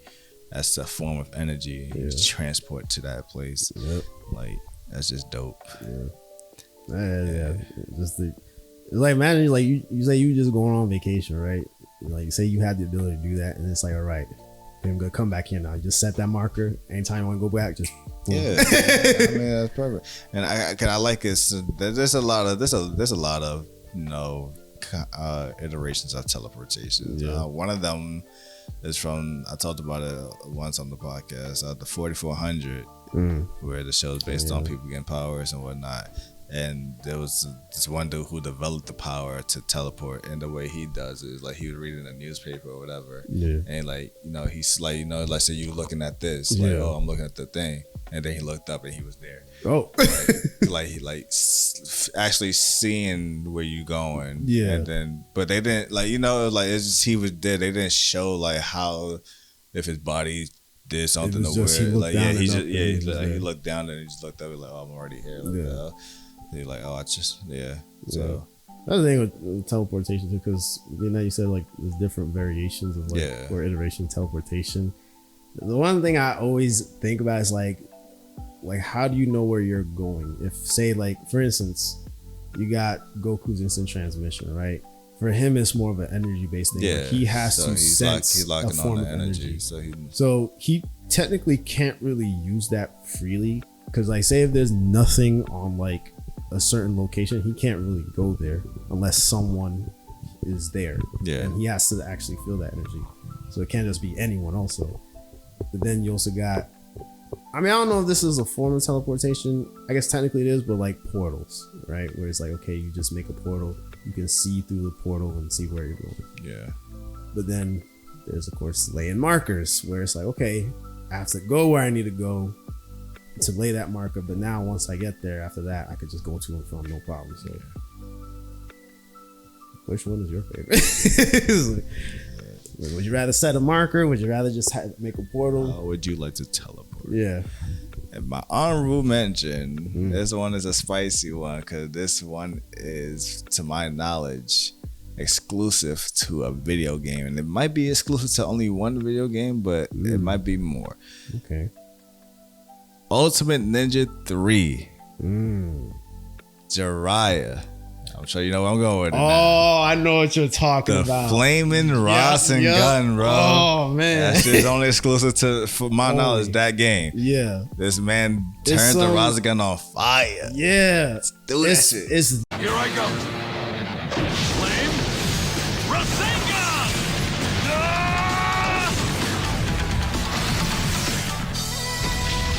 Burn in flames. This, and I think the first one of the Storm series too. Oh, word? Yeah, in the Storm series he does that. That's crazy. Yeah. That is just only exclusive to the games, bro. This dude has a fucking fire Rasengan. Throw that shit, blow him out and said, burn in the flames. Oh my God. Cause I know because we got the wooden style Rasengan, but bro, what do we got? Different, it's a period, just different types of Rasengans, like a fire one, a lightning. Like you said, what if you combine the Chidori? It's a legit lightning ball. Shit, even though it don't sound impressive, a fucking water Rasengan. Water Rasengan. The catch this water. But that fire water is, that shit dope. He said, Which that's the thing, is when I was doing the top 5 jutsu list, one that I kept thinking about was the Amaterasu.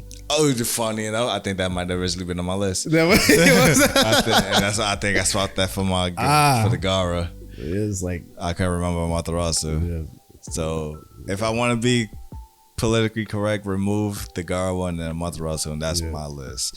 flames that don't burn. And then that's the only problem with that is just your eye bleeding and all of that. That's the downside. But yeah, definitely. Well, I will say like unless you had like specifically the eyes of Sasuke, you couldn't really extinguish those flames. Yeah, that's because Itachi, he only just had the eye that just did that. and But it was so regardless, good. it's still like, But it's still good. Though. making my eyes bleed every time I want to fucking burn something. It's like ah, Good on that. like one of the coolest things it did was when Itachi used it to burn fire. Using fire to burn fire. That and the first time we technically seen it when he escaped from the toad mouth Yeah. with Katami. But like combining that with Rasengan, which I think had been done with the Rasen Shuriken with Sasuke and Naruto. It was, yeah.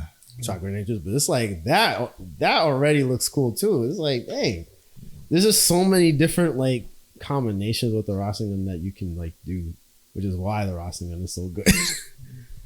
You know, like Chidori, it's like it's good, but it's just there's only so many variations you can create with that one. Man. Like the Senbon, Nagashi, you know that one.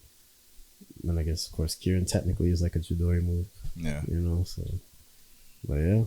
But yeah, so that's that, man. That's the Naruto episode. That's the Spliffs and Sake filler episode, man. So till next time, man, make sure you guys like, share, rate, comment, all of that good stuff. Like I said, more content coming to you. We're gonna be doing more stuff. I don't know when this episode coming out by the time, cause we are gonna try to do cons and whatnot. So we're more than likely gonna drop videos to update when that is. But yeah, as always, CJ, thanks for coming in, being Glad to here. be here. It's good being here. That's it. Keep it Spliffs and Sake and all of that good stuff. Yep. Peace.